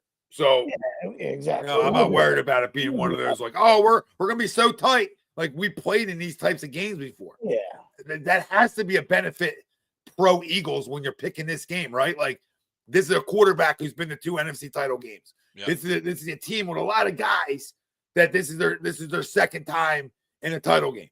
You know, a lot of guys on this football team have been there, and you want to hope that stuff helps you because it's a game of inches, and that's not just reading football 101 book tonight, Tom. You know, I'm to pull my AJ Brown, just reading books. No, I mean, but it is a game of inches, right? And when you have those guys that can maybe slow it down a little bit more because they've been in the moment, you hope that can be pro Eagle. You hope. Yeah, it's definitely not going to hurt. If you like eating Eagles. RP too. So, I mean, like, and this guy's we don't give him credit for that one either. Yeah, I mean, this guy, you know, I mean, it's the same reaction to everything. So, I mean, I guess it's hard to decipher, but I mean, he's got a slow heartbeat. I mean, I don't think anything really bothers him either. So I hear you on that, brother. But yeah, it wasn't about, and like I was about to say to your point, like, it wasn't about being, scared or anything going to Detroit. Of course, you have confidence in your football team, right? Especially when you have the number one defense, right? But they're very, very good on offense. So you would have, this is the matchup you wanted. I mean, it's a home game. It's against the division round. I mean, there's no other way. There's no other way around it. You know what I mean? It's like Detroit, sorry about your damn luck. You know what I mean? Like we don't have to travel and you don't have to mess with that offense. Because with 5 turnovers, they put up 31 points. It's a dangerous offense, so big time. And again, the Redskins aren't the Eagles' defense. But still, that's a dangerous offense. You know what I mean? They got a little cute last night on a Ben Johnson take another interview. You know what I mean? Like that's the problem with these guys, and then they're looking. The grass is always greener. They got one foot out the door. You know what I mean? Running a wide receiver pass with J-Mo coming down 10. You know what I mean? It's like you don't have to be the smartest guy in the room, Chip Kelly. You know what I mean? Knock it off. So, I hear you. So that's all. That's all we kind of talked about. And even when I asked you guys that a month ago, you guys had the same reaction. Yeah, I think we can go to Detroit and win. It might not be easy, but I think we can. So. You don't have to. Yeah. This just in. You don't have to. This is the easiest game we could get. And I don't mean they're easy. Like I'm not calling them easy. Right? Like it's not like, oh, Tom, you're going to jinx us now because you called Washington easy. No, that's not what I'm saying. But out of all the matchups we could possibly get here, if you lined it up to start the postseason, you would beg for this. Oh. You would beg for the opportunity of them to come in here, right? With a rookie quarterback to come in here for an NFC title game. Sign me up. Yeah. Because this ain't a normal place. 296 and 4 TDs for Saquon against these guys. Yeah, it's absurd. 296. Yeah. Talk about a season. Guys didn't even have that extra. Like, there's running backs in football that didn't even put up that over 17 games. Yeah. And this guy did it. This guy did it in 2. I mean, I'm glad you brought that up because I was just looking at it too, just to go back. But 8.4 yards an attempt rushing the fucking football as a team. Like, goodness gracious. Like, I don't even think they got to say this to people. But you want explosive, it's right there. Yeah. 8.5 yards an attempt. No, sorry, 8.4 when our receiving was 8.5. Think about that. 8.5 yards an attempt throwing the football, which isn't bad, right? Even though Jalen averaged 6.4 yards an attempt. I don't know how that translates, but either way, I don't know how that works. But who messed up? What nerds messed up? That's yeah, like I don't get how that works. Like the wide receiver group averaged 8.5 yards a catch, but Jalen 6.4 yards an attempt. So who did he throw one to? The offensive lineman? I don't understand. Did somebody else get a minus yard here that it's not showing up in the stat sheet? Either way.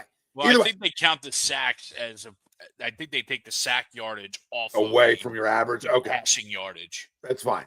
That's fine. So 8.5 yards an attempt on balls thrown is a good number. Okay. Yeah. I'll take that out of my quarterback, honestly. I mean, anytime Tom was worried about, what his eyes been telling him this year. I mean, geez and crackers. That's why I'm here to always reel you in. Not reel you in, just tell you like, hey, you saw right. I mean, they're 14-1 in their last 15 games. What point? Eagles are 14-1 in their last 15 games. Yeah. They're pretty good. Pretty good. Like, they're decent. They're going to make it. 8.4 yards an attempt rushing the football in the divisional round. In a divisional round. The only loss was the Redskins. Oh, my God. In a divisional round. In a divisional round of the playoffs. You put up 8.4 yards a clip running the ball. Oh, my God. You want to talk about pure dominance. Like we talk about every year, Baltimore's the best rushing team in football, right? They're not the best every time the playoffs come around. Like, we're the best rushing attack in the game. And it's not even close. And all the glazing will probably come back and bite me next week. And the best part is everybody was worried about L.A. playing hot down the stretch. Oh, they've been hot in the second half. Knock, knock. What's one loss since week 5 count for? Right? Yeah. Just again, it goes back to just what? Because we didn't look pretty every week. Well, that's why. Because again, they just got done. They got done boat racing somebody. Yeah. Just like Washington did, right? And when you boat race somebody, it looks better uh-huh. because like the way we're doing it, it doesn't look great until the game's over, and you actually have time to sit back and be like, "Holy shit!" Like we're doing right now, and being like, "Oh my God, we ran the ball that well." Yep. Like, you know what I mean? Like when you talk about that kind of clip, that's absurd, dude. That's college. Like that's not even Power 5 numbers. Like that's like it's when you pay somebody to come play you in your place early in the college football season. That's what those numbers are. It's not even fair. No, you're right. And listen, you're absolutely not wrong. I would say today it's just skewed because of the 3 big plays. When you're talking, of course. When you're talking average, because you're still going to punish them and you're still going to run the football, but you would think that there would be like at least 10 or 12 more attempts, right, when you do the punishing. So if you're going to get 285, you would expect there would be 14 more carries in the 285, and then the number comes down, right? So the 3 home runs, I think, skew that, which I'm not telling you anything you don't know, but still 8.4 is 8.4. I mean, you can't take it away, right? That's the crazy part. Absolutely. Like, I mean, on the season,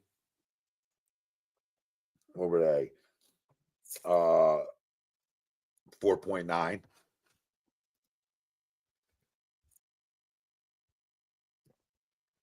Oh, I sneeze there.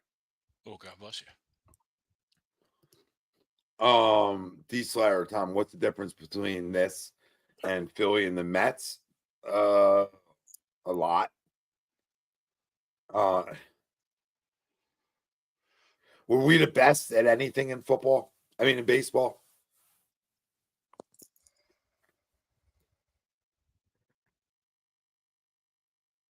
Yeah, it's a great question. I can't stop sneezing. Yeah. I mean, you could. No, we weren't. I mean, you could argue wheels, but that's just one guy, right? You know what I mean? Like, you could say we probably had the best starter in the playoffs, but that was just one guy. But that's it. You're right. We weren't the best. Well, the Phillies weren't. Is that what he was saying? I'm sorry. Yeah, the Phillies weren't the best team in baseball at the time. Yeah. You know, so they were better than the Mets on paper, which paper gets you nowhere. Right. And the same thing here too. So appreciate the super chat and the question. You know, I mean, I know you're. You know, I mean, that's what I would say. Yeah, but they weren't like the Eagles were hot all year. Right. When you look about the Phillies, they weren't hot down the stretch like the Mets were. No. Like Washington's playing good football. Washington was hotter in the beginning of the year than they were down the stretch. Yeah, right. To be fair. So in reality, like the Eagles have played great football since week 5. Yeah. You know, so they've been hot forever. You know, and now in the beginning, in that 60-game stretch, the Phillies were the best team in baseball. Yes. So there was that little stretchy poo, you know what I mean? But we're talking about the Eagles are the best team in football. So I would say that's the difference right now. You know what I mean? When that playoff started, the Phillies weren't the best team in football. Now they were better than the Mets on paper. Yeah. But the Mets were probably hotter, to Tom's point. Yeah, they were hotter. Yeah, I mean, at still the All-Star break. Still shouldn't lose. Right. At the All-Star break, we were talking 100 wins, 105 wins. Yep, We didn't even get there. Yep. Yeah. So we didn't play. We didn't finish. Yeah. We didn't finish. The Eagles finished. And you have the advantage of, like, you've won 2 playoff games. You're coming in here just as hot as the other team is. Yep. No matter how it looked, you're both coming in just as hot as each other. They've won 2. You've won 2. Yep. Yeah. Yeah, it's like I said, it's a tale of 2 years. You know what I mean? We know what happened last year, but last year was 10-1, and then you just limped in, and you saw what happened. You know, so that body of work is huge, and it's been there all year. What are those rookie quarterbacks' numbers in conference championships? That's what I want to know. How many wins and losses? How many rookie quarterbacks have played in a Super Bowl? I'll look it up. See what happens. Now I need to know this.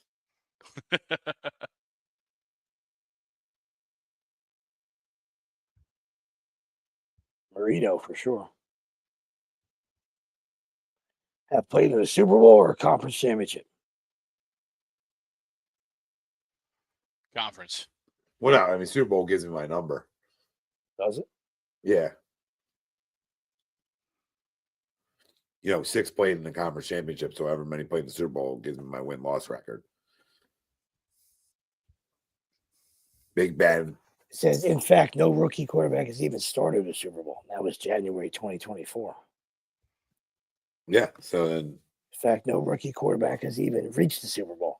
There are a number of guys who've made it close, like Big Ben, Flacco, Sanchez. Their quest for the trophy ended at the AFC and NFC championships. All right, so there you go. So 0-6 in title games or rookie quarterbacks. I do not like that. God damn it. Like, couldn't there have just been one guy? And a rookie quarterback ever You know what I mean? Like, one guy couldn't have did it. Oh, my. Oh, this can't be real. Daniels, there you go, to your question. Daniels will become just the 6th rookie quarterback in NFL history to play in a conference championship game. Yes, and he would be the first to actually go on to a Super Bowl. And one of them was a thorn in your Achilles heel. I would imagine that 1999 Sean King was the Bucs Eagles. No, no, okay, no, it was before.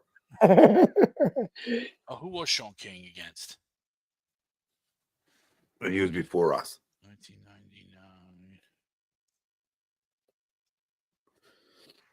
So yeah, oh my God. So rookie quarterbacks are 0-6 in title Those games. Rams. Right? 0-6 in title Rams. games. So Jaden Daniels would be the first rookie quarterback to ever start a Super Bowl. Yep. It's their Wow. 6th quarterback to play in a conference championship. Yep. Sean King, Roethlisberger, Flacco, Sanchez, which we mentioned, Purdy, and now Jaden Daniels. Make it to a conference championship. Wow. St. Another Louis one. won that game 11-6. Oh, and we killed Brock Purdy, so maybe we can do the same thing. Yeah, Purdy made it last year, not his rookie year.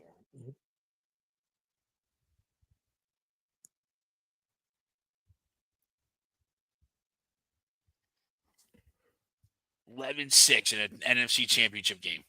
Then they go on and beat Tennessee. In that Sean King one? Yeah, well that was the NFC Championship. St. Louis versus Tampa Bay.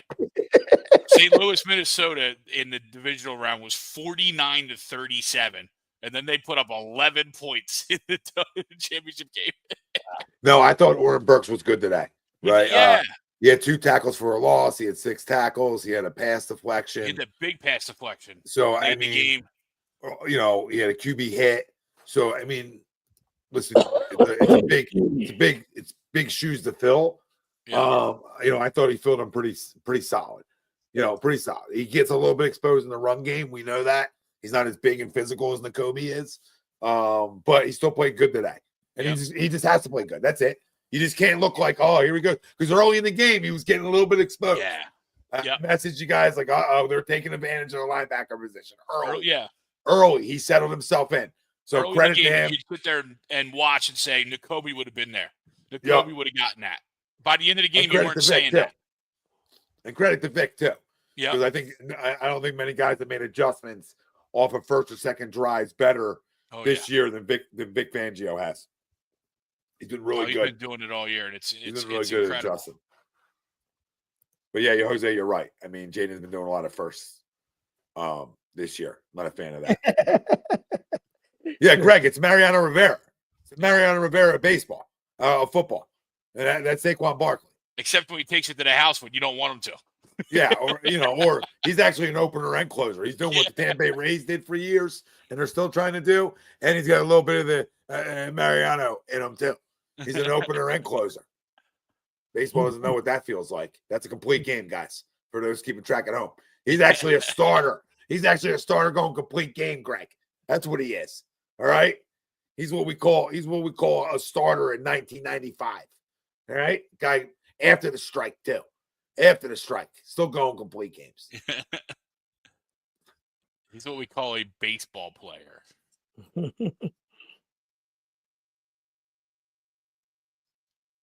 No, it is such a luxury to have him, though, to be able to lean on him late in games, even if he does break it, right? I mean, obviously, we're never going to turn down a monster run, especially one that when you see the videos now and then you hear something like what Jalen said in his presser, like we kind of expected that was going to happen by what we saw in what the defense was going to do, right? Maybe they didn't expect to go house, but they liked what they saw on that play, and they were really encouraged on what the possibility of a big play was going to be. So it's awesome to have him back there, and he's so dynamic, as we talked about all night already. Everything's shot out of the cannon. Yeah. He comes, like I said, he makes 70-yard runs look like they're 35-yard runs. It's incredible. That's how fast he is. And they tried today to do a lot of rush blitzes and try to blow things up early. And we just show you that's not the you do that versus us and you miss. That's where explosive happens. Goodbye. Yeah. Wacky says he heard someone call him Snoquan today. Had a laugh. That's a great one. Thanks for the super chat, brother. Snoquan. Yes, thank you, brother. Appreciate it. Mario, I disagree with you. And you're going to say how, Tom? Well, because maybe not against Buffalo, because I feel like they're going to score more than KC does. Right? Just on the surface, it seems like they would do it. But, in reality, that's how good this defense is. That's how good this rushing attack is. If those two things didn't play at such a high level, I would agree with you, Mario, 100%. But he can. That's the crazy part. He can. Now, does he need to play better than this? a tad bit. Yeah, I would say he needs to go up a tick, right? Yeah. But those numbers can be the same.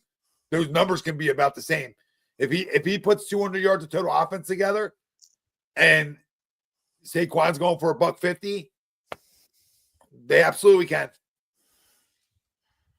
So I don't know why they can't. Today also condition wise, not really a number game for me. Yeah.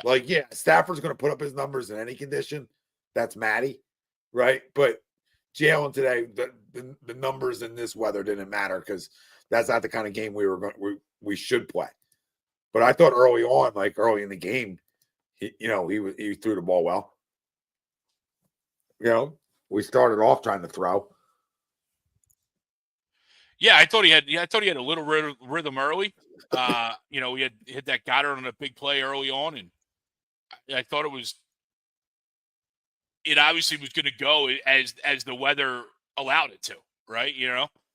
If the weather stayed decent as it was early in the game, we might have seen more of that. But the weather turned, and so did our focus, and so did our game plan. And especially when we obviously saw with our eyes that they couldn't stop 2-6, there's no reason to go away from that. Yeah, no, like I said, you adapt to every situation you're in. Every game's different, so you just have to play it by ear. You have to adapt, but he definitely has to.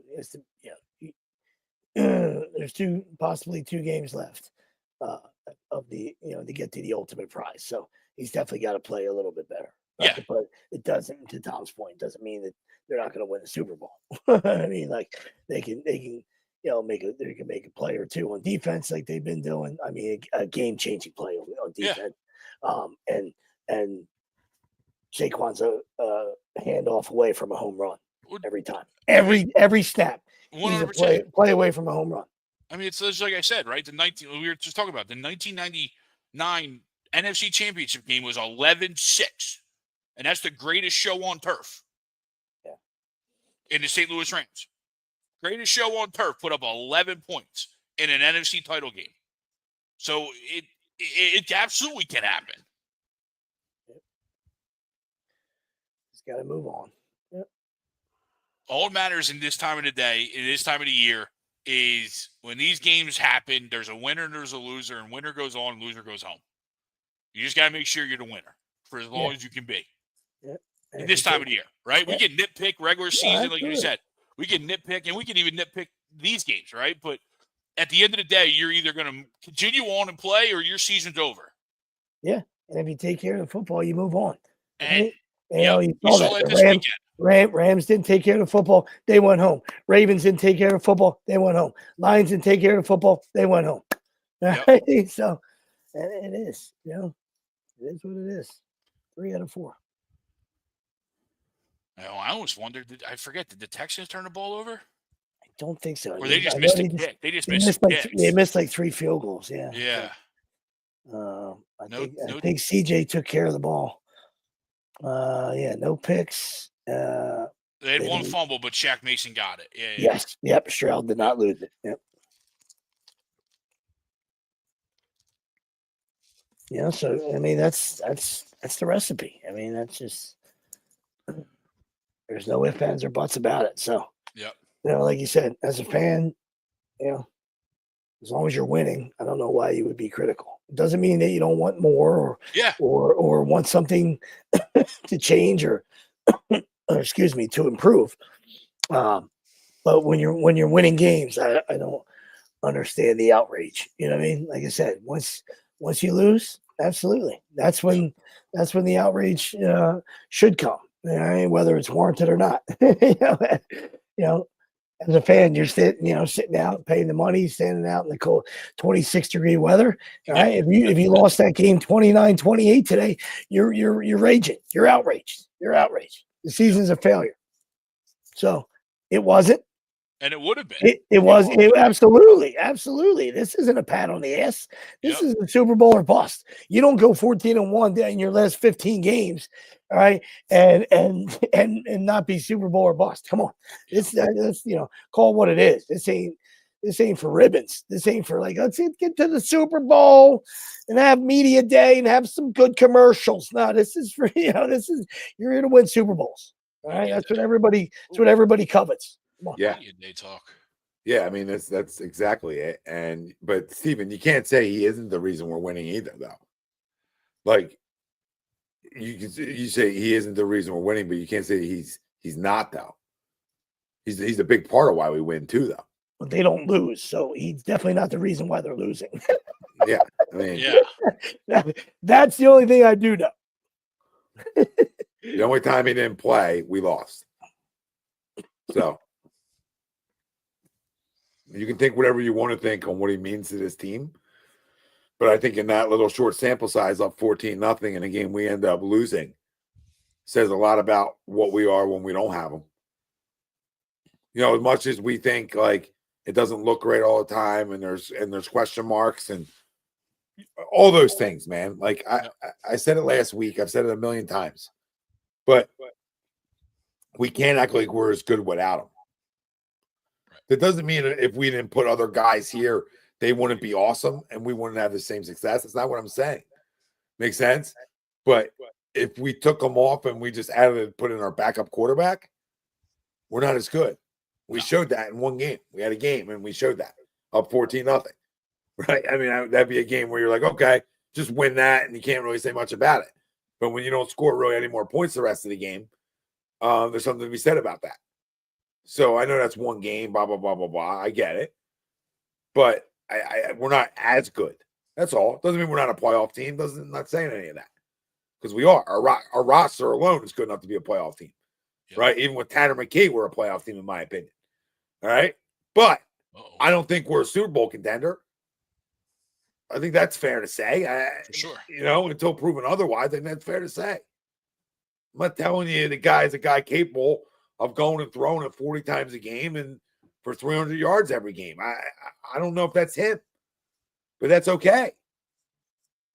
That's okay. But these also aren't, like, I'll say it again too. Today's isn't the greatest conditions of throwing the football. When early on in the game, when the conditions were solid, I thought he threw the ball fine. You know what I mean? Before it got like slippery per se, I thought he threw the ball fine. But I also, I didn't think he was great, but I didn't think he was bad by any stretch either. Yeah. Because we threw the ball well early on their first drive. So, it is what it is. And then obviously him throwing the ball well allowed for him to break a huge run. Yeah. So, I mean, because he was a threat. Everybody just assumes. A lot of assumptions when you talk about the quarterback position and this guy would be better there and this team would be better with this guy. And you don't know that. Like, you don't know the chemistry difference. It's not reality. Yeah, like I could bring Joe Burrow here and on paper, yes, I would tell you our offense should be the best in the league with Joe Burrow here, right? But I don't know. What happens if the locker room isn't the same? I don't know. And Burrow's a great leader, but I don't have the crystal ball of that. Yep. And so, yeah, you could interchange anybody. Oh, Hurts wouldn't win there. Well, maybe he does. I don't know. Maybe you give him Jamar Chase and Akins, and they're good too. I don't know. Right? Who the hell knows? Probably not. Right? But I don't know anything because it's an assumption. It's assuming. I think I know, but I don't know. These are the hardest arguments ever. Yeah. But so I always say, like, the next guy up isn't better than our starting quarterback. So everybody shut the fuck up. That's how I look at it. Like, our backup isn't better than our starter. Yeah. Right this minute. So, like, get off of Hurts. Like, the replacement isn't coming.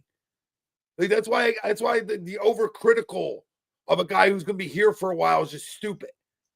It's just stupid if you're winning. A long while. Yeah, like, if we lose next week and he plays like shit, then listen, the gloves are off for me, of course. Makes sense? If he's the reason why I say, oh, we lost because of him, I'm coming. But if he's not the reason, or he's what? Because his numbers aren't like beautiful, but he doesn't turn the ball over, like, and we win, and I'm supposed to sit here and be like, well, He's not throwing for 300 yards like it's a goddamn skills competition, or fantasy football. I don't give a shit about that stuff. Yeah, there's no reason. Like, I care about winning. Like, I love Herbert, right? And on paper or from the eye test, he looks to be the better quarterback, but he isn't. He doesn't win like this guy wins, so he's not better than him. Right? Like, I mean, Lamar is filthy good, but he's not better than Jalen. I don't care what his regular season numbers are. Yep. Right? Like, he doesn't win in the playoffs. One guy has proven he actually does win in the playoffs. I mean, he's got an over 500 winning percentage. He's 4-3 right now, Jalen Hurts. But he's an opportunity to go 5-3 after this week and go to two Super Bowls in 3 years. I don't want anybody saying many guys are better if that happens. Like, I think we should be quiet about that. Like, going around saying, "Look, this guy's better, this guy's better." Like, as fans of the Eagles, like, you know what I mean? National media want to do it all day, whatever. I don't care. But like, inside our fan base, like, I don't think we should be talking about this guy's better, that guy's better, this guy's better. Jesus Christ, we go to 2 Super Bowls then. Like, we can never be happy then, and you're never happy. You're never happy.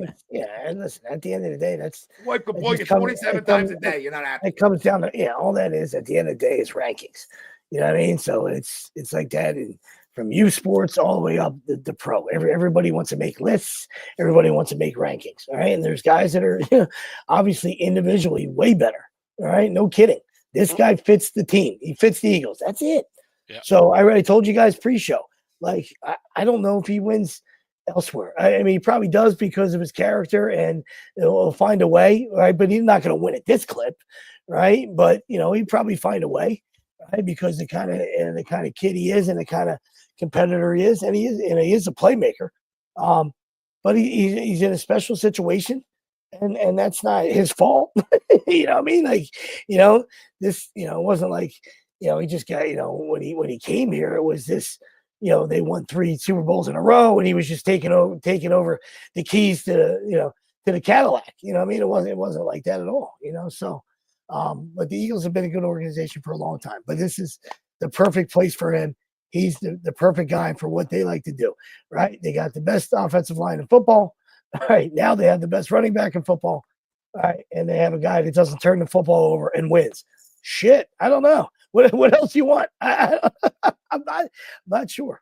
KZ, you also got to remember too, at the bye week, we still had PTSD from last year, and we were we came into the year and we looked like we looked last year. There was nothing new, and then at the bye week they turned the corner and they started to play better. They're in the conference championship game, KZ. What do you want us to? What do you want us to do? Nobody's changing gears. Right? He's not a great quarterback. He's not a great quarterback. He's a playmaker, but he's a perfect guy for this team, right? He's a perfect quarterback for this team. He was 2-2 at the bye week, and he was turning the football over at an alarming clip. Guy wins, and he doesn't turn the football over. That's the facts. That's the facts. At the bye week, he was turning the football over at an alarming clip. That's what was happening. That's why I was critical of him. All right, but we talked about it, and I talked about it, KZ, and you never want to give credit where it's due. But who sat here and told you if you hold them to 25 attempts or under, they probably wouldn't lose many games? Well, I'm not the smartest guy in the room, but I said it. And they've done a ton of that. If you look over that for this 14-1 stretch, they've done a ton of that. How many attempts today, KZ? We're just keeping track at home. 20. Huh. Funny how that happens. And he was 15 of 20. Funny how that happens, and no turnovers. Because when you throw the ball more, the chances of turnovers goes up. That's for any quarterback, not just Jalen Hurts. That's for the whole league. Yeah. So before the bye week, they're 2-2, and he's turning the ball over. Yep. Seems like a batch fest to me. I mean, sign me up for the pinata. Like sign me up for the $250 million pinata. KZ, right? Come on, bud. Smoking that. Come on, man. That don't make any sense. All right? We know you like to argue and you like to be combative. That's okay. That's what makes the show great. Well, come on, man. If we win, KZ, we talk how we talk. We've said that all the time. They keep winning games, so they're going to win the Super Bowl with a guy that can throw for 150 yards and not turn the ball over. Yeah, we don't care. Are you going to be unhappy? right? Now, the minute he doesn't play well and they lose and he turns the ball over, yeah, it's an issue. Don't get it. Greg, this is where the game's lost for them, I believe. Because that's Jalen Carter all day. So the Commanders losing their best offensive lineman, Sam Cosmi, is going to be a huge loss for them and a huge advantage for the Eagles. Yeah, I think when you get this deep into the year, when you're not as deep and you're sort of playing with house money a little bit and you're ahead of schedule, I think it gets hard. It gets hard. Doesn't mean they can't come win the game without this guy. I'm not saying that. But, I don't even know who their backup is. But I would say against the best defensive tackle in football, that might be a hard matchup. That's all for the backup. That could be, he could get exposed. And if you're getting exposed up the middle at the quarterback position, that's not a recipe for success for a lot of guys. So back to KZ. What was KZ's point? He doesn't want you guys. He doesn't want everybody to like Hurts now. Only he can like Hurts. And I don't know in that group, KZ. So we'll echo what you said. Make it make sense. What were you getting at? What were you getting at? You don't like to. You don't want people to be a part of this now. Oh no. I mean, I don't know. You have to go that far. I just think if a guy doesn't play well and you lose, then that's the lightning rod. That's what the quarterback position is in the NFL. It's that guy gets all the blame. Unfortunately, you can't have it both ways. He's the lightning rod. You can't throw for Mark Andrews dropped the ball today, right? But that's Lamar's loss again. That's his playoff. It's a playoff. You can't have 210 total. Right? The quarterback. You can't have 210 total yards offensively at the quarterback position and lose a game in the playoffs and not be a lightning rod. Absolutely. When that if you go and have 210 yards in a win and you get a lot of credit for being a winner and you get talked about that kind of praise, then you need to have the equal talk the other way as well. So that's the facts, KZ. That's how it works in sports. I'm not telling you we should trade Jalen Hurts if we lose Sunday. That's not the conversation. The conversation is he's going to get criticized. Yeah, and I don't think we were saying that, listen, that was a long time ago. I don't know what I did yesterday, KZ, but I don't think that's what we were saying when they were 2-2. But we were absolutely critical. I think everybody should be. The people that are being critical now when they're in the NFC Championship game is silly to us. That's all. Yeah. Right? Because this team's 14-1 in their last 15. But when they're 2-2 and they don't look good, it's rip away time on everybody. It wasn't just him. It was Vic Fangio. It was his defense. It was everybody. Sirianni's arguing with fans. I mean, we crushed Sirianni. Now he looks like a genius 15 weeks later. Sirianni right? had to go full Britney. Yeah, absolutely. Britney and shave his head. Listen, we can only speak for ourselves. But, I mean, nobody was off limits. This wasn't – other people want to maybe exclusively, point the finger at Jalen. But that's not this show and that's not this radio station. You know what I mean? Like, we're equal opportunists. Got news for you. Yeah, listen, I mean, I can't be realer about it. I mean, this guy's a playmaker and he's a winner. So I've said this 1,000 times. I mean, we take away things, right? We don't factor some things in. Like I keep talking about the 44-yard run on the first drive of this game. We wanted fast starts. We wanted all this. He threw the ball well on the first drive, right? And then he breaks off a big one. Okay, and that's what playmakers do. So you can't take things away from him either. So like he had a part in this win. Early in the show, KZ, we didn't even talk numbers. We didn't even care about it because they won. What we were critical was, hey, hanging on to the football, taking points off the board. He took a couple field goals off the board, right, with those bad sacks early. So that's kind of all we were saying. It wasn't even about numbers. All right, we were beyond critical. So what? We were beyond critical because he was turning the ball over at an alarming clip, and he was a franchise quarterback. Okay, and they knew it, and they watched, and they said, we can't throw the football this much. We got to be a run-first team. That's a strength to his. And guess what they went and did, KZ? They went and played to him being a playmaker, a runner, and they threw the ball off of the run. I mean, so they were as critical of him as I was. So was he. Like that's what I hate. Like a guy struggles and you're critical, but then when he's playing well and you're able to adjust and say, you know what, he really turned it around. Him extra. Yeah, he really turned it around. We're like, this is what we were talking about. This is what we wanted. Not enough. Right? Then it's not enough. You would rather stay on that side and be jackasses. Yeah. Okay. And he's not even a league minimum guy. He's also, again, it's not our paycheck. I mean, it's not our checkbook, but it's a $250 million guy. This you know is when, it when it starts to count, though. You know what I mean? That's what it is. So we said this, KZ, but the first 4 weeks of the year, he wasn't doing that. So that's why he got crushed. And he was turning the football over a 12-week period more than anybody in the league. If you forget, KZ, did you forget that? Before people don't like that word, but that's a great word, KZ, because game manager, nobody likes that word. You know what I mean? But he's a playmaker. I'm not putting him in. He just said he manages well, but he does. You know what I mean? But nobody likes the game manager moniker. You know what I mean? Because they feel like it's an insult. But if you make some plays and you're a game manager, you can be a winner. Yep. Russell Wilson, winner, right?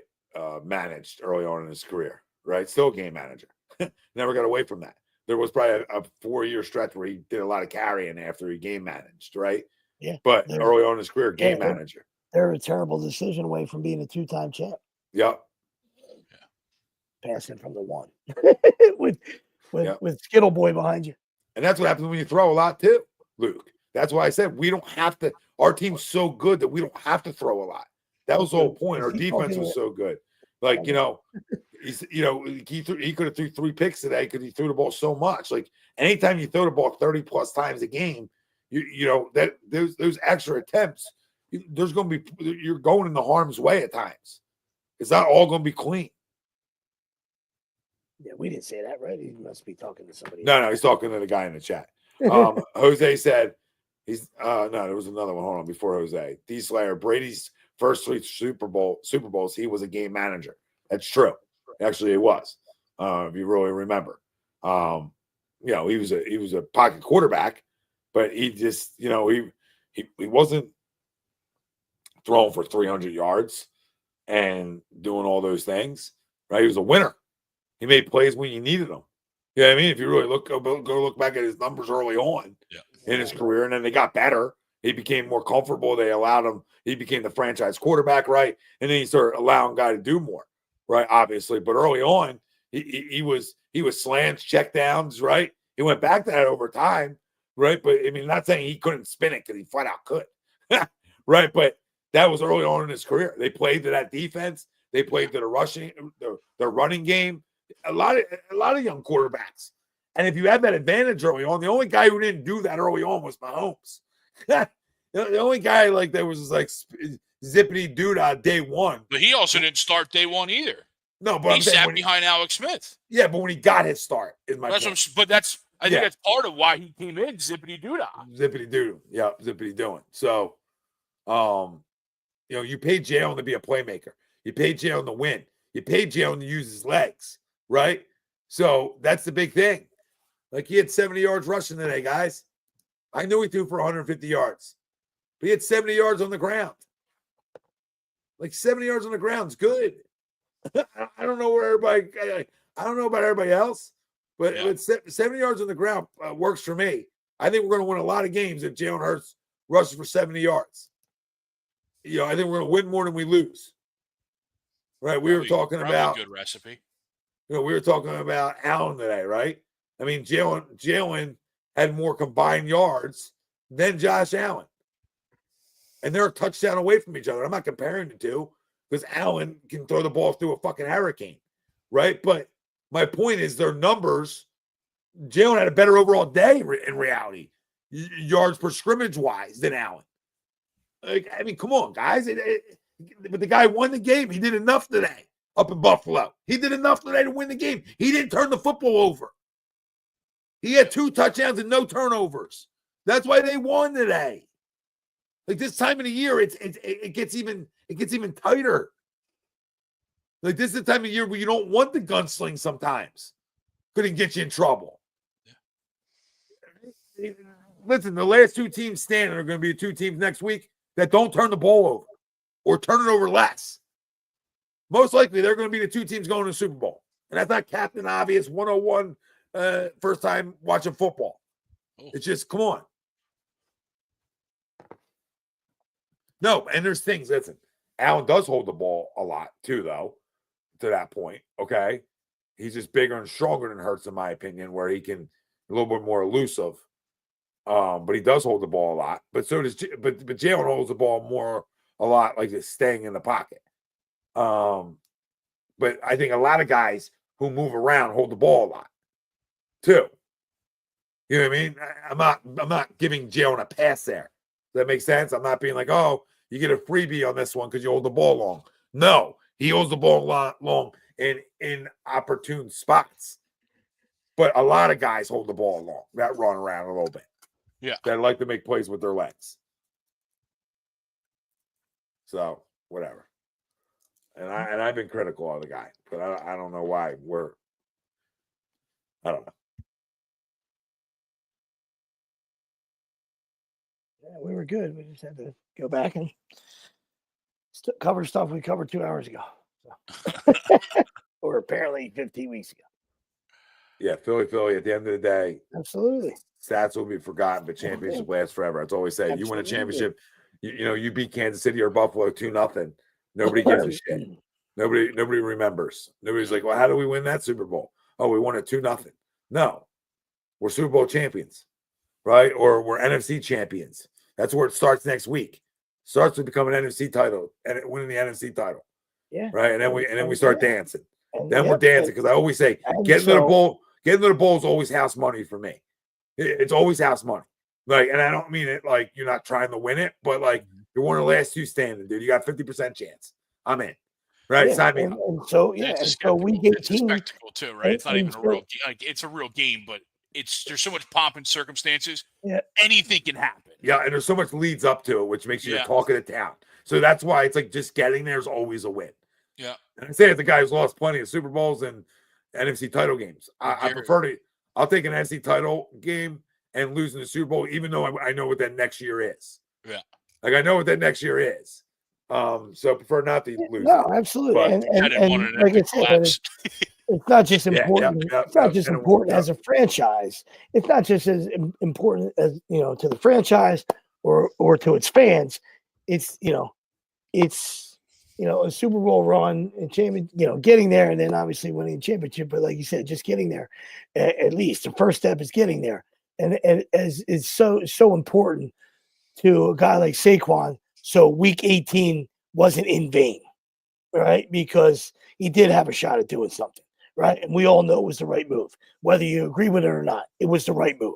I know it's painful to admit, and as a fan, as a Penn State guy, I know that hurts you, and I'm sure he wanted it. You know what I mean? Doesn't make you a bad person. Doesn't make him a bad person. He even said it. Hey, listen, really, at the end of the day, it really wasn't my decision. You know what I mean? He went along with it because he's such a class act. You know what I mean? Yeah. All right, but it was the right decision, right? If you don't get there, and then it's week 18 feels like it just makes it even worse. First off, Bill, I don't know why you would even listen to a guy in the chat that we're not even acknowledging as a reason to not stay in here. What's up, Billy? Because he shouldn't bother you. Good night, buddy.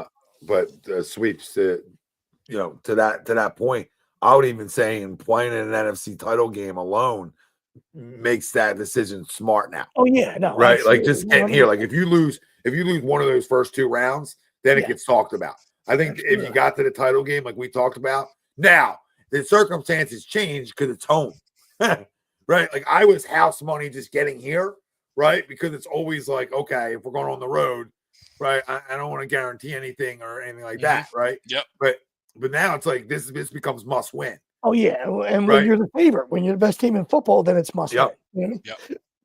That's 2 weeks from now, 3 weeks from now, different conversation. If you're plus 6, forget about Vegas. But I'm just saying, hypothetically, if you were plus 400, plus 500, hey, then you're playing with house money, and you're saying, hey, listen, that's a hell of a season.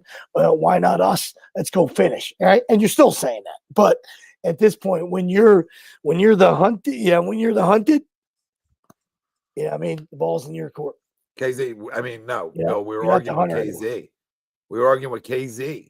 We weren't Yeah. arguing with that guy. Yeah, we don't. We were arguing with KZ. KZ I was don't even know Stephen Bill. KZ is yeah, that's KZ. There he is. KZ, there he is. I guess he had the wrong guy. I mean, KZ's a button pusher. You know what I mean? He knows how to come in here. And I know it. I know what he does. He keeps me on for another 45 minutes. Yeah. You know, he's I feel like we another were ready to Don. go. Yeah, I feel like we were ready to go. 50 We were minutes. ready to move. Oh, We're speaking done. of Don, where is Don? He's probably. Oh, Don's not here. Shit. I Poor forgot. Donnie. I forgot. You should for a at least second, pop in, Donald. Poor Donald, you should at Donnie. least I feel pop bad in. for Don. I don't feel bad for any other fan of the Lions. But No, I do feel bad for Don. Donnie. Yeah. I do feel bad for Don. Yeah. But I could sniff that happening last night. Oh, it was so good to watch. Just 9.5 points. They had no right being 9.5 points in that game. And we're over here. I picked them we're to be my. I'm we're over here just bummed I picked them to be my least. You know what I mean? My least favorable in the pool. Yeah. Yeah, I definitely had a better week, but not the week I. Yeah, with 3-1, but I lost my number 2 spot with the Eagles. Yeah, me too. Goddamn Jake. Goddamn Jake. I spited. The Ravens were my spite pick, and and it came to fruition. That was my 4 brother. Little spitester. Always my 4-1. Yeah. I think that keeps me Chiefs, in a little Birds, bit. Bills, Commanders. Was I me. think I stay in a little bit. Oh, Birds didn't cover. I know, so I went 3-1. Yeah, I'm 3-1 too. I'm 3-1 as well. So number 1 hitting, I think, gives me a little bit of a comeback. Yeah. Yeah, I have to take a look at it. I'll do it now. Who knows? You know what I mean? I assumed I lost after week 1 because week 1's a tough one because there's so much action. Yeah, I would say without looking at it. I mean, obviously, nice rebound by you, but so many guys did good, and you only had 9. That's trouble. You know what I mean? Yep. That's trouble. Mm-hmm. There's 5. Oh, we talked about it this morning. Casey, we always do appreciate that like button, brother. Thank you, man. we needed a Patriots Falcons type comeback. Yeah. Really needed the Eagles, right? Really needed a 4-for-4, and still probably not good enough. You know what I mean? 4-for-4 probably still not good enough. Oh, yeah. Could have put you close. Carlos, I mean, Jalen was smiling in his post gamer. Yeah. Somebody said earlier Q was all right. So that's what somebody said. Yeah, and supposedly Q's okay. Didn't seem like it was going to be an issue with Jalen, and the weather's not going to be as much of an issue next year or next week as Tommy already alluded to. So I think all of that adds to he should be fine.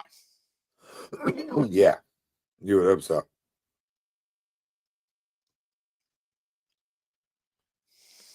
Yep, I hear you.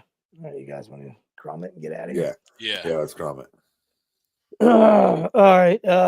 Like we just alluded to a little while ago when we were talking about Jalen.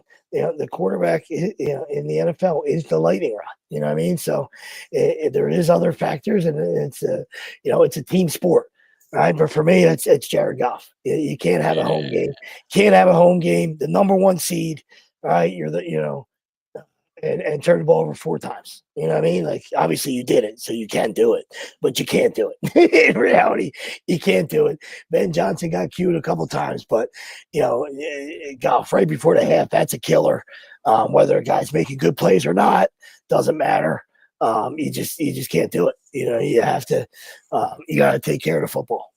You put your defense, even though it's probably easy for me to say Aaron Glenn after giving up 45 points, but 5 turnovers, they were put in a bad position a lot of the game. You know what I mean? So no excuse for the defense. They were up against it, with those 5 turnovers. You know what I mean? They couldn't stop a nosebleed if they wanted to, but they were up against it with those 5 turnovers. And there was that was just, that's a terrible performance. As a number 1 seed, we've seen plenty of teams lose. We've seen plenty of teams get upset, and, but that's a terrible job. And since the trade, he's been great for that city. I know that story gets a little old, just like a lot of things, with when they beat things to a drum. And I know as Eagle fans, there's no reason for you guys to like them. I like the Lions. I'm a Dan Campbell guy. So the trade was good for him. It's, he obviously is, a part of that city now and the things he does and all that good stuff. But, you just can't come up small like that. Against, a rookie quarterback coming into your place. That's the number one seed. That's on prime time. Prime time playoff. You just can't lose, right? Yeah, prime time playoff. You can't. So you can't lose. There's no excuse. Yep, you got it. Yeah. Oh, absolutely. Yeah, absolutely. And yeah, you're right. You could have picked a bunch of people from just that. From that, it could have been Dan, right? Could have been Benny. It could have been Aaron Glenn. It could have been a bunch of them. Amon-Ra's blue hair. Oh, he did have 187. Oh, no, 137. No, he wasn't right. I'm just saying. The blue hair is pretty terrible. yeah. It's not and then wearing your own shirt with your blue hair. Yeah. Suspect. I got two real quick. My main one is JJ Redick for going up to Wemby after the game and asking him for the jersey for your kids and to meet your kids. Like, come on, man. You could do that underneath in the locker room. You do it on the court. And I didn't watch obviously don't watch the NBA, so I don't know even if they won or lost. I don't even know what, you know what I mean? But like the awkward or the optics of what that shows and what that means and just, that whole weirdness of asking a player to come meet your kids on the court. Yeah, you can get in the locker room. You can get in the locker room. You can send a note over, right? You can even walk over to the locker room with the kids. And it was just like to do it there on the court was just really, really strange and odd to me. They lost by 24 at home. The Lakers? Yep. Even worse. Yep. Right? So even worse. 126, 102, brother. Even worse optics, right? To do it after you just got shellacked at home. Absolutely, bro. Oh, that bugged me the other day when I saw it. Oh, I love it. And then this one is a weird one. Not that we haven't gone here before, but it's weird because I don't know what the fix is. But something feels wrong, broken with the MLB and the whole free agency stuff. You know what I mean? Like and more power to them. This isn't like jealousy of the Dodgers, but like the Dodgers are literally signing everybody. And I don't know if it's a cap that we got to set, if it's a floor we got to set, if it's both. It's just I don't know. I mean, when you go Suzuki, whatever, that's not going to break the bank because of how young he was. But when you go through $72 million to Tanner Scott again today, and you literally signed the last like 7 free agents, something's broken. And then this isn't like a jealousy thing. Like, oh my God, we should ban the Dodgers from playing. No, it's just something's broken. Yeah, you should be able to defer money. You know what I mean? Like you can go get a Tani. Nice job. And Tani wants to bring his friends. He wants to have a dinner party. Cute, right? Yeah. You can't defer money, man. Come on. You can't. Obviously, you know what I mean? You're right. They're finding ways. So kudos to you. People have been deferring money for years, so that's like nothing new. It's just now they're taking it over the top. Yeah. Like, I mean, I know Turner's got deferred money, right? Yeah, there's loopholes. Yeah, I know every contract has loopholes. I know, but it was just it became such an issue with with Ohtani, and now we're seeing it. I think they have 8 guys on their roster with deferred money. Yep. I mean, when you're giving Will Smith deferred money, it's too much, dude. It's too much. You shouldn't be allowed to do all that. Well, I think the last 6 World Series he's won, so I'd give that dude anything. I think, right? Will Smith, it's crazy. I swear to God, right? Is that the stat that I saw, or did I have? There's 2 Will Smiths. Oh yeah, no, not the catcher. I'm sorry, the lefty pitcher. Yeah. I think he's been a part of. Well, obviously Blake got deferred money, right? I was just talking about that lefty because I think he was on the team last year. He never pitched, but Will Smith, the other Will Smith, was on the team. They gave Teoscar deferred money, Will Smith deferred money, Freeman, Betts, obviously Ohtani, Blake Snell, Tommy Edman. Tommy Edman was the one that really like blew me away. Like you're really deferring money for Tommy Edman of all people. $52 million for Snell. Yeah, so it's like I said, there's the MLB's forever broken with Manfred, but Yeah, so there's my 2. No, I like it. I like it. Yeah. I don't think it's a jealousy thing. I think there should be an equal playing field. I mean, and that sounds like sour grapes too. But I don't think that. I mean, there's a reason why there's caps. There has to be of course, the guy with the most money and in the best market can go out and do whatever he wants. No kidding. But there has to be a limit to things. There should be a limit to things. All right, and that's just you should be able to you have to develop talent and draft well. You know what I mean? As well. No, I mean, I think that stuff matters, and you defer money. I think it's bullshit. It makes it unfair paying guys 50 years from now. Score prediction next week, Bill. If you give me a quick one, I'll say 31-21. I'll just do it quick. Eagles. I'm really thinking about it by Wednesday, but that's my early one. 27-20. 32-23 Birds. Let's go. Mine until further notice is Philadelphia 76ers. Lost again tonight. Yeah, I mean, George isn't even playing. He didn't play last 2. So, they're pretty much putting a bow on this season. So now it's just, hey, get out of here. We'll get out of here. Lose. Keep losing. Shut it down, right? Just shut it down. Yeah. I'm hoping for losses. Hoping to get in the lottery. Right. Not hoping to get in the lottery, but get in the lottery. Hoping to get a top 5 pick, and maybe able to give me somebody, maybe steal and get lucky here. Plant a flag. Yeah, plant a flag or goodness gracious, give me any type of franchise changer. Give me somebody to go along with Harper. Give me somebody to go along with Tyrese Maxey and Jared McCain that can sort of take this franchise in a different direction. Yeah, Bailey's really nice, Greg. Bailey's nice. He's got like a KD feel to him. I love Harper, but I mean, it's tough to. The other night, I saw Bailey hit some threes. I didn't think he could shoot threes, but that's what he is. Yeah. I mean, 6'9", 6'10" with a wing. Oh, delicious. His arm. Yeah, his wingspan's insane. Yeah. Give me. It's time. It's time. Much as I want to get over the hump. Don't bring this guy back the rest of the year. But just keep him. And then, Tommy, to that point real quick, that's what would ruin this season even more. Yeah. Like, you don't get your first-round pick if you're not top 6. So once we're at this point, right, once we're here, we just got to commit. And if he's healthy, and then if Paul George becomes healthy again, it doesn't have to be a long turnaround, right? Like you said, just another guy. Surgery, whether he's getting it or not, announce Joe's getting surgery. Just release Paul George.